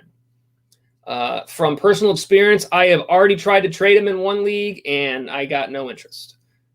Perhaps I asked for more than that person was willing to give back. But the outlook on McCaffrey, now let me see. Walito, were you the person who had CMC? I can answer that myself, yes. If you're the person who had CMC, I feel that it's going to be easier to trade Mike Davis away to a team that has McCaffrey, because they would still need him for 2 more weeks potentially. And I'm saying 2 more because those are reports that I've heard that it's looking like 2 more weeks. Let's take a look and see what those matchups are for Davis to try to tell you whether or not it's worth keeping him. Me personally, unless I have a reason, I want to keep playing Mike Davis because he has been awesome. And where is Mike Davis? There he is. So Mike Davis going into this week was 1, 2, 3, 4, 5, 6, 7, 8. The RB9 in all of fantasy football, even given the fact that he did not have any points the first week. He has got the Saints next week and Atlanta the week after that. So the Saints and Atlanta, I'm going to look up their numbers, what they're allowing to running backs. It's got to be up there. I know Atlanta is. I don't know what New Orleans is. New Orleans is allowing 19th most fantasy points to running backs. Atlanta is 14. These are 2 games where Mike Davis is probably going to have a good game. Remember, Mike Davis, a lot of his value is not as a wide receiver, but as a back who catches passes. Hey, look at my nice light behind me ran out of battery. Can you believe that? Now it's just a plain old background. Man, I got to get a new... We're a brand new show, so listen, sometimes there are these little trials and tribulations. So this is the first night show we've done because we always do the Sunday show at noon, and there's always sunlight coming in that window back there, so you can't really see the blue light that much. So I was like, all right, great, you're going to be able to see that blue light back there today, and now it's off. So I guess I got to get a connection for that. Anyways, back to this. Walido. You have follow-ups. You are saying, yes, but I have Davis in a different league. That was to the McCaffrey part. And then you said, right now I could trade Davis for Gaskin, which I feel like it's worth it. But I would do it after week 7. So your intentions are to get 1 more week out of Davis and then trade him away. So let's ask this. In order for that person to get rid of Gaskin, they have to have enough other running backs on their team that Gaskin is doing them nothing right now. Because they're going to probably say, well, yeah, Davis has been good, but especially if you trade him after week 7, I only get him for 1 more week, and then I'm probably never going to be able to use him again. And like on your team, he's a handcuff. So if McCaffrey for some reason got hurt, he still has value for you, but in terms of being kept on a roster for somebody else, probably doesn't have much value. So is that team going to be willing to get rid of Gaskin by himself for a 1-for-1 trade, knowing that they're giving up Gaskin, who is a player that they could potentially play every week, because there's no clear anybody taking away his work in Miami right now. I know they have Jordan Howard. I know they have Matt Breida. Like when we started the year, I would have thought either one of those guys, especially Matt Breida, who I always thought was talented, I would have thought they would have been in a good spot there, and they're not. Now, if you're going to package Davis. This is like why I feel like I didn't get the trade when I tried to get rid of Davis. I don't feel like I really packaged well enough. Like if that person feels like they're getting something else in addition to Davis that they can use every week potentially, because they're giving up a player that they can use every week potentially in Gaskin. So let me see, look back up in the chat here and see who you said I think you told me who else you had on your team, like possibly in terms of receivers. And I don't see that, so I don't know. But perhaps you can, if you're still on the stream, perhaps you can jump in and tell me who your receivers are, because my thought would be if you have a receiver who is farther down your list in terms of who you have, that you might potentially like a 2-for-1 offer. And I think you were the one that said you were 5-1, 4-2, something along those lines. Apologize that I keep. Yeah, you said you were 5-1. So yeah, if you have like a receiver that you feel is less needed, then I think you've got a better chance of getting back. Let's put it this way. Is there a receiver on your team that you would trade 1-for-1 for Myles Gaskin? And in doing so, you feel like you would be upgrading your team. If that's the case, then add that receiver to Mike Davis, because you know you're not going to get anything out of Mike Davis after the next 2 weeks. I mean, I shouldn't say that. It's possible. I like people that are saying that, go back to your original question so that other people can see it. The people that are saying that Mike Davis is somehow going to have value when McCaffrey comes back, I cannot see that at all. I don't see that at all. And that's nothing against Mike Davis. When McCaffrey got hurt and we did our waiver wire show, he was my number one pickup. And the reasons why I listed, going back to when he was in Seattle, when he was in that backfield with Carson and Procise and Rashard Penny, like the games where he actually got opportunity, he was a productive player. And I thought he was going to be great, and he has been great. And I'm so glad that I went out and got him. And I'm sure he's been great for you also. But in 2 weeks, to me, in 2 weeks, he doesn't have value anymore. So if you have a receiver that a trade 1-for-1 for Myles Gaskin would upgrade your team, take that receiver and package him with Mike Davis. Because especially if that team that has Gaskin needs a receiver, now you've given them a player they can feel like they can use for the entire year, and Davis, who they can use for a couple weeks. Make sure you're not playing that team in either of the next 2 weeks, because that would be potentially, you don't want to lose a game because of that. But if all those situations, and this is why trades are so difficult. I hear a lot of people making trades. There are a lot of trades out there. There are a lot of offers made. I don't feel like they're always that easy, but some people get them easier than others. Perhaps I try to look for a trade that's someone's going to look at and be like, oh, okay, I like that. So, for instance, I traded A.J. Brown for Julio Jones last week in one of my leagues. And it was a league where I didn't feel like when Brown was out, my receivers had been producing, and I felt like taking a shot at Julio, if he turned into something, was an upgrade, because I hadn't really been using Brown anyway, even though he was a highly drafted receiver for me. And so far, Julio had a good week. Now, I'm not trying to say that makes me a genius, because who knows what happens with Julio, who knows what happens with Brown, but I just felt like it was a good play. So this is what I'm trying to say with this trade for Gaskin is take a look. And if you want to offer a 1-for-1 first, Davis for Gaskin, and see if you get it, then go for it. I'm guessing that player's not going to say no to that. Be prepared with a follow-up offer that is giving them. I wouldn't give up a running back, because you said you're hurting there, I think. But take a look at your wide receivers and see if you can find a place there. And you say, well, I have Latavius Murray and Brandon Cooks also. If Brandon Cooks is your last receiver in terms of where you feel they fall on your team, and you can put him with Mike Davis for Myles Gaskin, to me, that's a trade that makes sense, because Cooks has name value, but yet hasn't produced a lot this year, and I feel like may continue to be up and down in that offense. So I would look at something like that. But yeah, I mean, by all means, if you can get Davis for Gaskin 1-for-1, that's a no-brainer. I'm just saying, be prepared for a follow-up that's just your opener. And if you're in a league where especially if you're in a league where you know the other players, you might be able to talk them into it or talk them through the trade more. Some of the leagues I play in are with people that I don't know at all. They're just random leagues. So it's hard to talk through a trade. You really got to offer more. Walito says, look at the message above. Okay, I see it here. My other running backs are Mixon, Robinson, and Ronald Jones. Receivers are Allen Robinson, Julio Jones, Keenan Allen, and Diggs. Yes.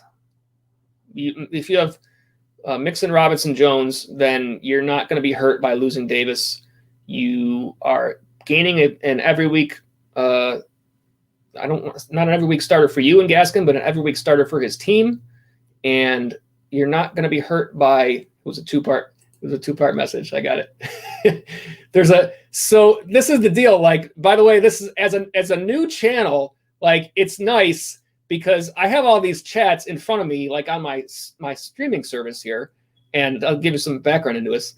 And I can scroll up and down. And like, if I was looking on my YouTube screen right now, like every time I scrolled up and a new chat came in, it'd be gone because it, moves back. But mine stay where they are, which is great. So I'm good with the fact that these chats don't go anywhere. Like, hopefully I want this channel to grow, but as they do, I'm worried that I'm going to lose chats. So because I'm already losing them, you had to yell at me about that. You didn't yell at me, but you said, look at the message above. So I got it. So yes, I'm saying my response, that's a long response. I'm saying, yes, you are correct to look to get rid of Davis now, in my opinion. If you can get Gaskin back, yes, I feel like that's good value. And if you have the ability to get it 1-for-1, then great. But if you have I would see if you have anybody you could package him with, and that would be, to me, a Cooks Davis for Gaskin. I would not be surprised if you could get that trade. So I would give that a shot. All right, we got another question here from, let's see, Chicken Man says, do I pick up Brandon Cooks and drop Gallup? So this is a waiver wire, I'm assuming. Let me see where these two guys rank right now, because I'm not super high on Cooks this year. I would get Cooks if I was not cutting somebody that I liked. And I think that Cooks and Gallup, to me, are almost the same type of player. The only difference now is going to be that Gallup, his situation has changed because of the quarterback situation there, which is going to scare some people. But I'm going to look up where these guys fall, and they're not on the first page. Let's see if they're on the second page. I doubt it. They are not on the second page. So they're both down the run. I'm surprised Gallup is available, but I guess it's possible he's available in more leagues than I realize at this point. They are not on the third page. Oh, boy, these guys are really having a rough year. I mean, I knew Cooks was, but I guess Gallup, fourth page. So this is the 76 through 100 page that I'm looking up right now on Yahoo. And perhaps I've missed them. Well, at any rate, while I'm trying to find them, I'll continue my answer because there's no reason to draw it out. I don't really think that either one is a huge upgrade over the other, to put it this way. I think that Brandon Cooks, to have him on your roster, is going to benefit you. I like having Brandon Cooks, but I don't like losing Michael Gallup to get him. Do you have, and if you're still on the stream, Chicken Man, and also, by the way, if you're new to the show, then thank you for being here and thank you for the question. If you have Michael Gallup, who else is on your roster that you could potentially drop to get Brandon Cooks? If you're still here, shoot me back an answer to that. I feel that there must have to be somebody else that you could potentially cut. It's possible that there isn't, but I'm going to search these two individually so that I can see where they're at for overall. Gallup has this year, let's see, coming in this week was 49.3, and he got 3 tonight, so he's at about 52 points for the year. He's in one big game. His targets this year, 5.59, 5.46. So even though he hasn't had great results, not the best targets, but not the worst. Let's compare that to Brandon. Brandon Cooks. Coming in this week was 44.9 fantasy points, and he had 17 this week, which is, is that 15, 41? I don't know. I'm confused as to what Yahoo is showing, but nonetheless, Cooks' targets 5, 8, 5, 3, 12, 9. So if you were asking me, I'm going to look to see if there's a response. Let me put it this way. If you were asking me if you should acquire Brandon Cooks in a trade, For Michael Gallup, my answer would be yes, because Cooks is going in the right direction and Gallup is not necessarily. But that's not what you're asking. And Gallup could have value for you later on in the season, as could Cooks. So I'm really curious, and here's a response from you, so I'm going to put that up. You say your wide receivers are Keenan Allen and Kupp, Tim Patrick, Gallup, and Beasley.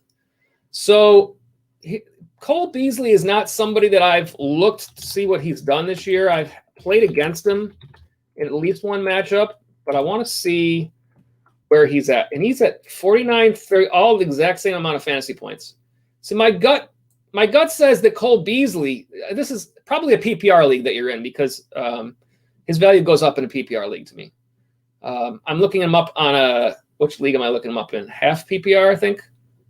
Let me make sure I'm looking this up in the right one. Yeah, I'm looking him up in a half PPR league, and then I just made him go away. So his target's 7.6, 7.4, 6.7. The reason why I say that is because, to me, like, out of these guys, perhaps it's just a bias to where Gallup was the guy that was drafted higher than Beasley. Yet my gut says that, cutting Cooks for Beasley is a better option. But production doesn't necessarily agree with that. So no, I'm not going to suggest cutting Cole Beasley. Who are your running backs, Chicken Man? Is there a running back or a tight end or somebody else on your team that you could cut that would make this more of a possibility? Because you're not cutting Allen, you're not cutting Kupp. Tim Patrick is on our waiver wire list of players to pick up this week. But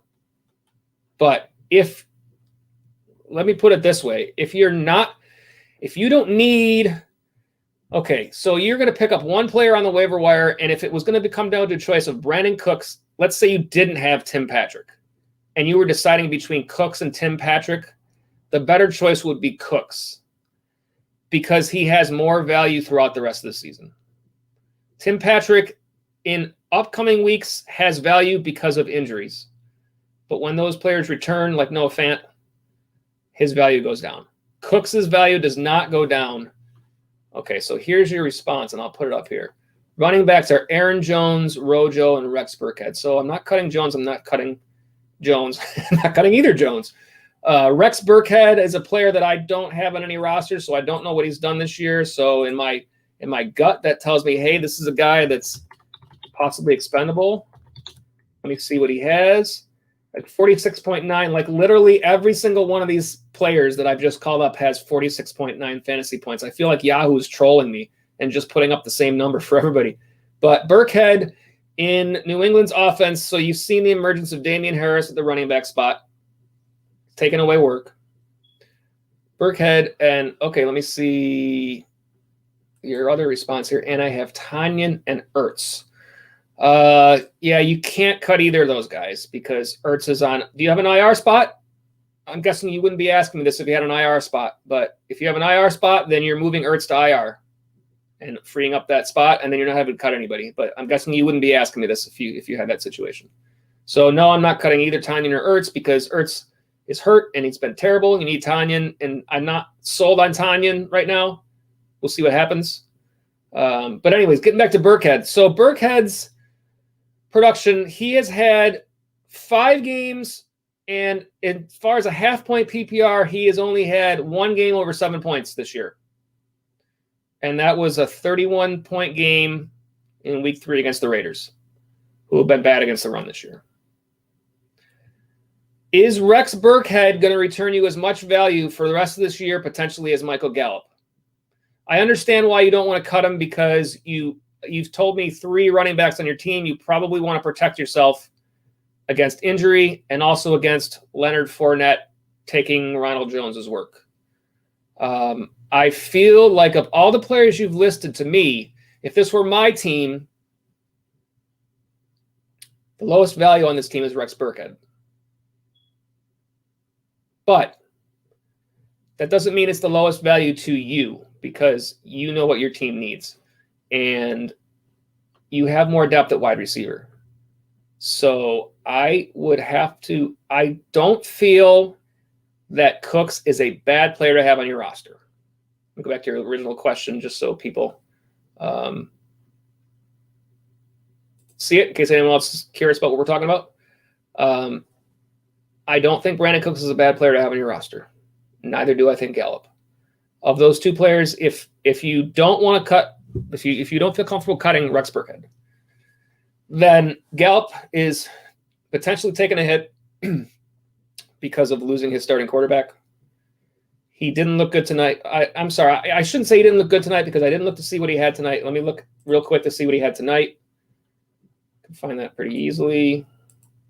Gallup tonight was 2 catches for 23 yards. Doesn't show me how many targets here, but he's not normally the high target guy on that team. So no, I'm not going to tell you no, Cooks for Gallup, because I do think that Cooks has potential on that team. I'm scared by the way things started in Houston and his usage. Will Fuller is the number 1. In my opinion, Brandon Cooks should be the clear-cut number 2 on that team. I think he's more talented than Kenny Stills. I think he's more talented than Randall Cobb. But that hasn't shown itself so far this year for the entire season. It has the last couple of weeks. I'm going to look back on chat to see if you didn't say if you had an IR, so I'm guessing that you don't. Yeah, I'm not going to say no to Cooks over Gallup. I think that somebody else in your league is going to pick up Gallup instantly. So just understand that that's probably he's not going to be a player that's going to sit there on the waiver wire and wait for you to come back to him. And I don't see any other choices. So if you love Brandon Cooks, then I don't feel like you're going wrong in this place. At worst, I think it's a wash. I think it's a lateral move. But having Brandon Cooks on my roster, I don't dislike that at all.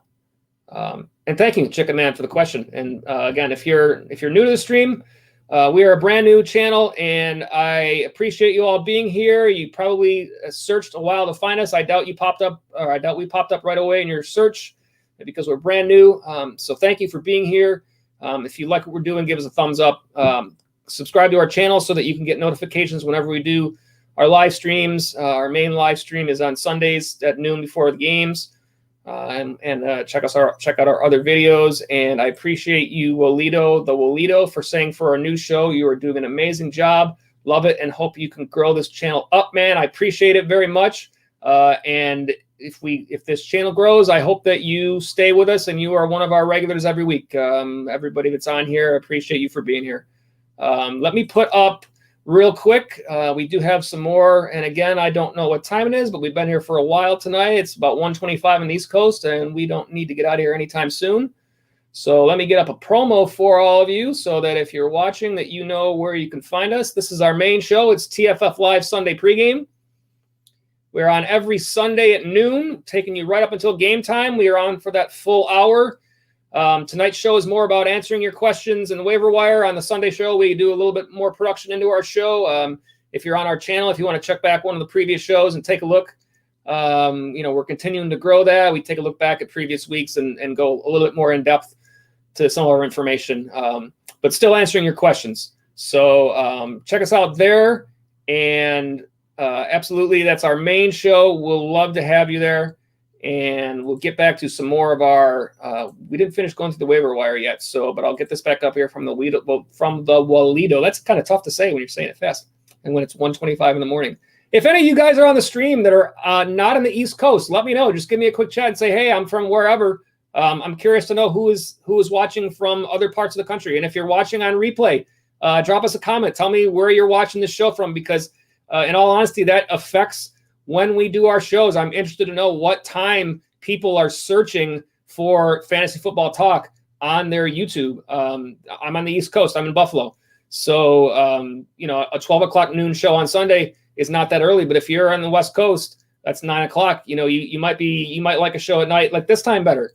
So I want to know that. Like I said, this is a brand new channel, and I want to find out what times are good for you guys, so that we can put out content that works for you. This channel isn't about me. I mean, we're about getting this information out.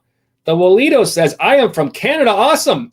I'm like 20 minutes from Canada, even though nobody from this country is allowed in Canada anymore.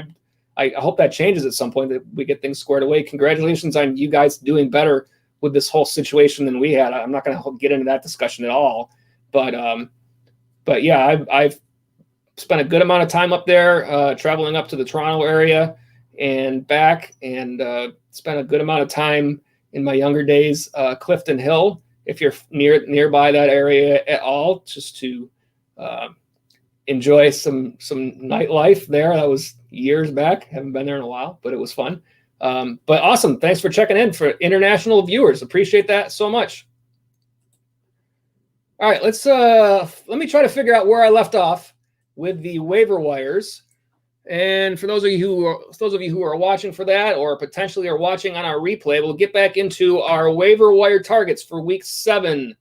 And the next player we haven't talked about yet, getting back to these wide receivers, is Keelan Cole from the Jacksonville Jaguars. Now, last week we talked about Laviska Shenault as a possible option there, and then lo and behold, Keelan Cole stepped up and had a great week with 9 targets, 6 catches for 143 yards yesterday versus Detroit. 20.3 fantasy points. Cole is currently on 29% of all rosters, so he's certainly available. My autofocus is out of whack, so let me get back in the center of the screen there. Come on back, and it'll see me at some point. Anyways, next 4 games for Cole is the Chargers, then a bye, then Houston, then Green Bay. 19th allowed to, in terms of fantasy points allowed to the wide receivers, next game against the Chargers, Houston 15th, Green Bay 20. So again, when we talk about waiver wire prospects, I always look for the matchups. There's a good chance Keelan Cole will not wind up as one of my top 5 selections when I put that video out because of his matchups. So, it's a player that's potentially someone you could stash, but there are other, we've gone through a lot of wide receivers. There are other ones who are, giving you value back more sooner than Cole. So I don't hate him as a potential player, but he's not going to be my probably my top 5. And I see a quick comment back from the Walito who says, I'm in Montreal. Awesome. Well, absolutely. You're right near New York. So are you a Bills fan? You might have already told me that. No, you said you're a Saints fan, I think, right? Somebody said Saints fan. I don't know. Too much information. Anyways, regardless, back to the waiver wires. So next after Cole, we have got, this is a guy I think is interesting right here, is Corey Davis from Tennessee. Now he's currently rostered in 26% of all leagues. He has not played in a while. He's been out and is being activated this week. And Jonnu Smith, their tight end, he was a little banged up last game. So Corey Davis is, I would say, in my opinion, I want to think most people would share this, is the clear-cut number 2 in terms of wide receivers in Tennessee. And A.J. Brown is back, but if Jonnu Smith is out, that means that not only could Davis have a good matchup, but he could be in line for a good chunk of the work. And his next 4 games, Pittsburgh, Cincinnati, Chicago, Indianapolis. So the next game against Pittsburgh, although the Steelers have been tough defensively, they're allowing the 4th most fantasy points to the wide receiver spot. And if Smith, doesn't sound like Smith's going to miss a lot of time. If he misses any time, it will be this week. The next few weeks, Cincinnati's 21st, Chicago 31st, Indianapolis 24th. You're not going to likely play Corey Davis those weeks. But next week, you potentially could. And will Corey Davis require you to spend a waiver wire priority on him? Probably not, I would guess, because people are not going to remember about him. He's been out for a while, and they're not going to not realize he's being activated. So this is a little sneaky pickup that it might not cost you much if you have space on your bench. He probably won't make the top 5 because there are other receivers available, but he's a sneaky play, and that's why we talk about all these guys. So take a look at Corey Davis as a possibility. Next in line, Trey Burton, first tight end we've talked about. I'm sorry, we talked about Goedert, second tight end we've talked about. Trey Burton rostered in 20% of leagues for the Colts. Here's a player that might fall under the radar because with the Colts, you're talking about Jack Doyle and you've been talking about Mo Alley Cox. And lo and behold, Trey Burton, who's been out with injury this past week, 5 targets, 4 catches, 58 yards, 1 touchdown through the air and 1 on the ground for a total of 21.90 fantasy points versus the Bengals. What happens with Trey Burton for the rest of the year? Who knows? He's on bye this week. So I bring him up more so because of what he did this last week than the fact that he's going to probably still be on your waiver wire next week. That'd be my guess. His run is the bye, and then Detroit, and then Baltimore, then Tennessee. Detroit 27th, so that is the 6th fewest to the tight end spot. Baltimore 15th, Tennessee 12th in terms of 15th most, 12th most. Tight ends are hard to come by, man. I struggle with if you don't get one of those top guys, it just feels like you're fighting the tight end spot for the entire year, and you just got to hope to get lucky to get the right guy at the right time. So Trey Burton, here's a guy that you want to keep an eye on. See what happens. Perhaps you're a Zach Ertz guy. You've got Zach Ertz on your roster, and you're going to need somebody new at some point. This guy, just monitor, keep an eye, depending on what you need, when your buys are, stuff like that. He's out there. Not going to probably be in my top 5 this week, but I've talked about a lot of guys. All right, next guy is Tim Patrick. Talked about him a little bit before from the Broncos. Rostered in 18% of all leagues. Yesterday, he had 8 targets, 4 catches for 101 yards, 14.1 fantasy points versus New England. Denver played without Noah Fant, so a lot of targets were available. They also played without Melvin Gordon. Philip Lindsay filled that spot. And also, I didn't look at the stats, but I'm pretty sure Royce Freeman? There's another running back there. I don't know. It's late. Figure it out.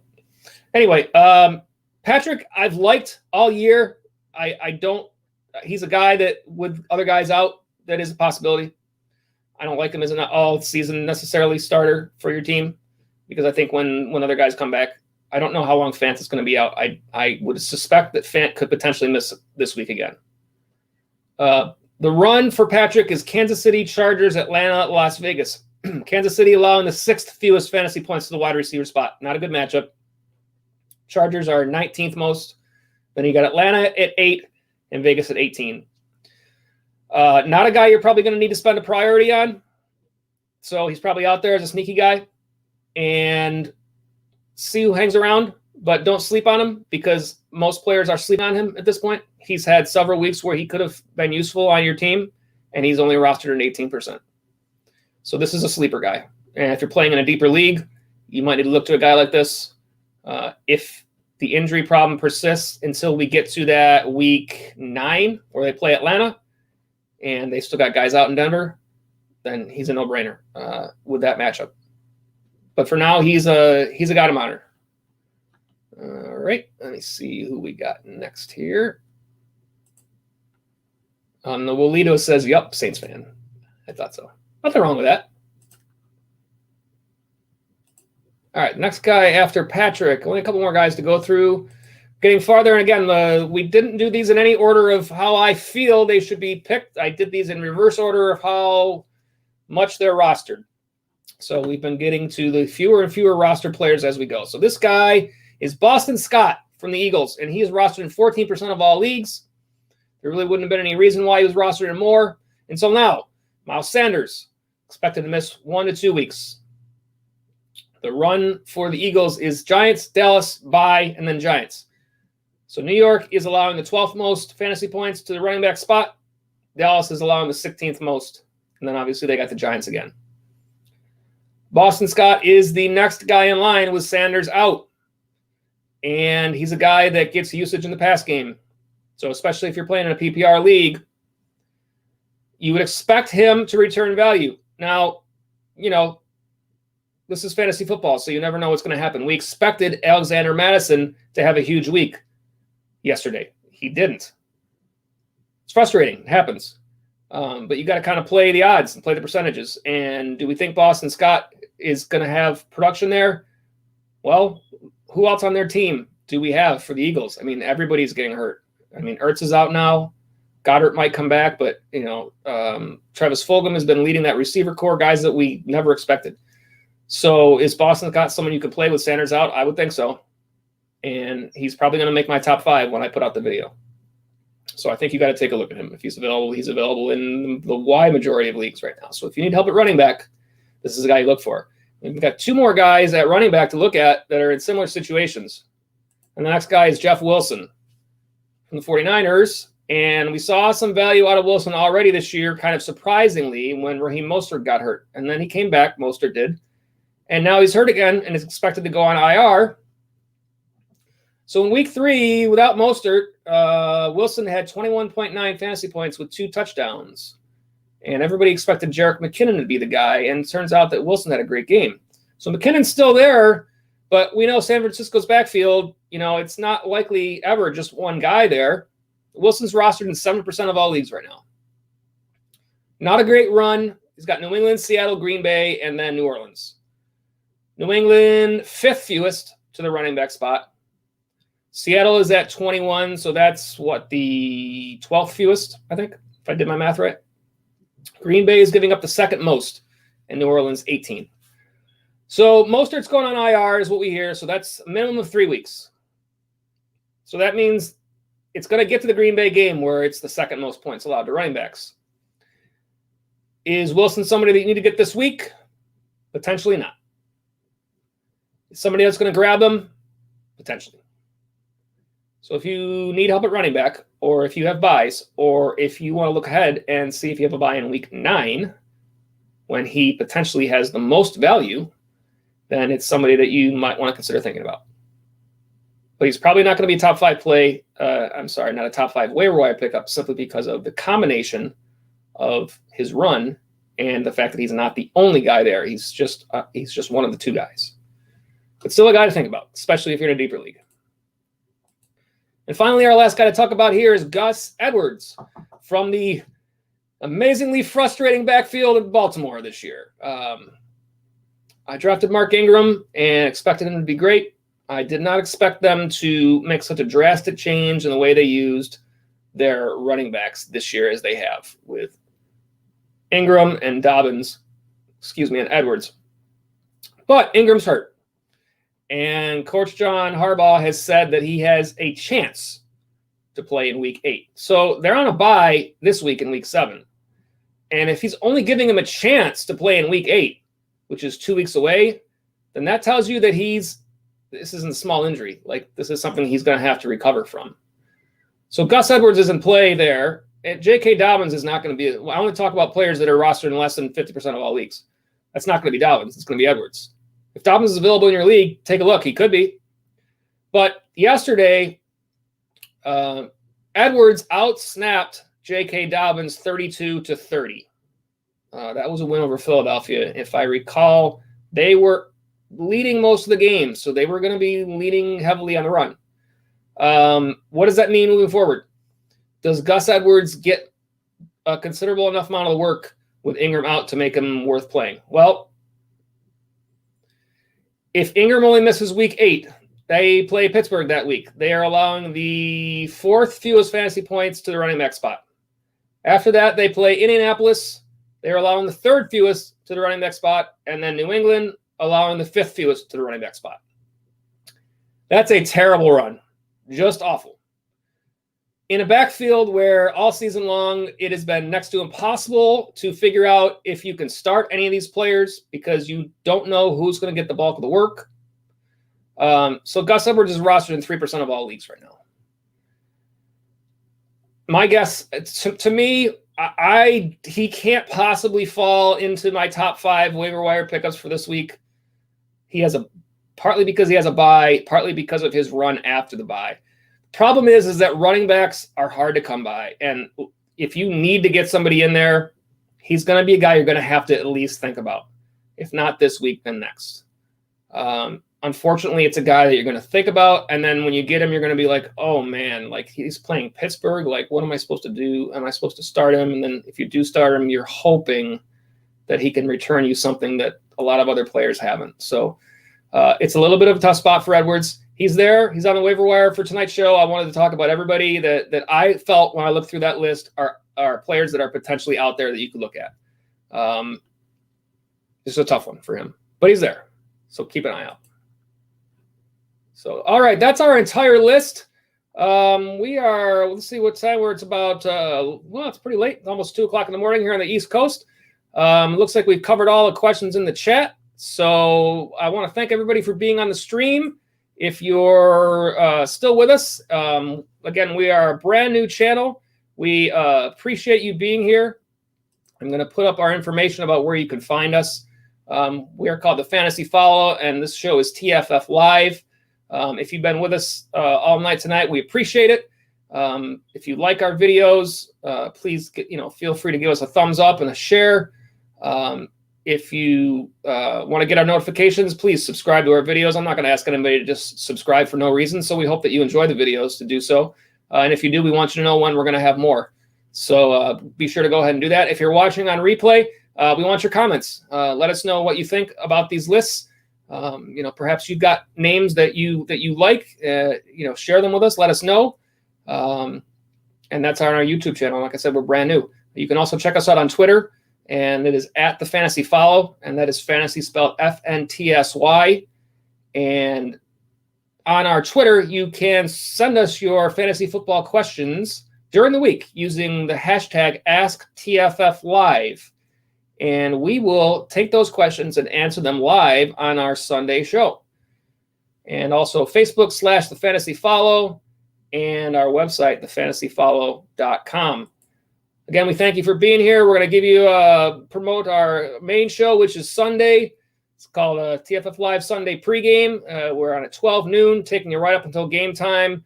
We answer your fantasy football questions, and we go through and give you all the information we can to get you ready for your matchups each week. Help you get those W's, which is what we all want on this gig. That's every Sunday at 12 noon, right up until game time. And we thank you for being with us tonight. It's been awesome to have you here. We hope to see you again soon. TFF Live. Tonight was the Monday night postgame show. We hope you enjoyed the game tonight. And by all means, get those W's. Get ready for your Week 7 fantasy matchups. And check out our top 5 waiver wire video once we send it out. And as always, good luck in fantasy. We'll see you next time.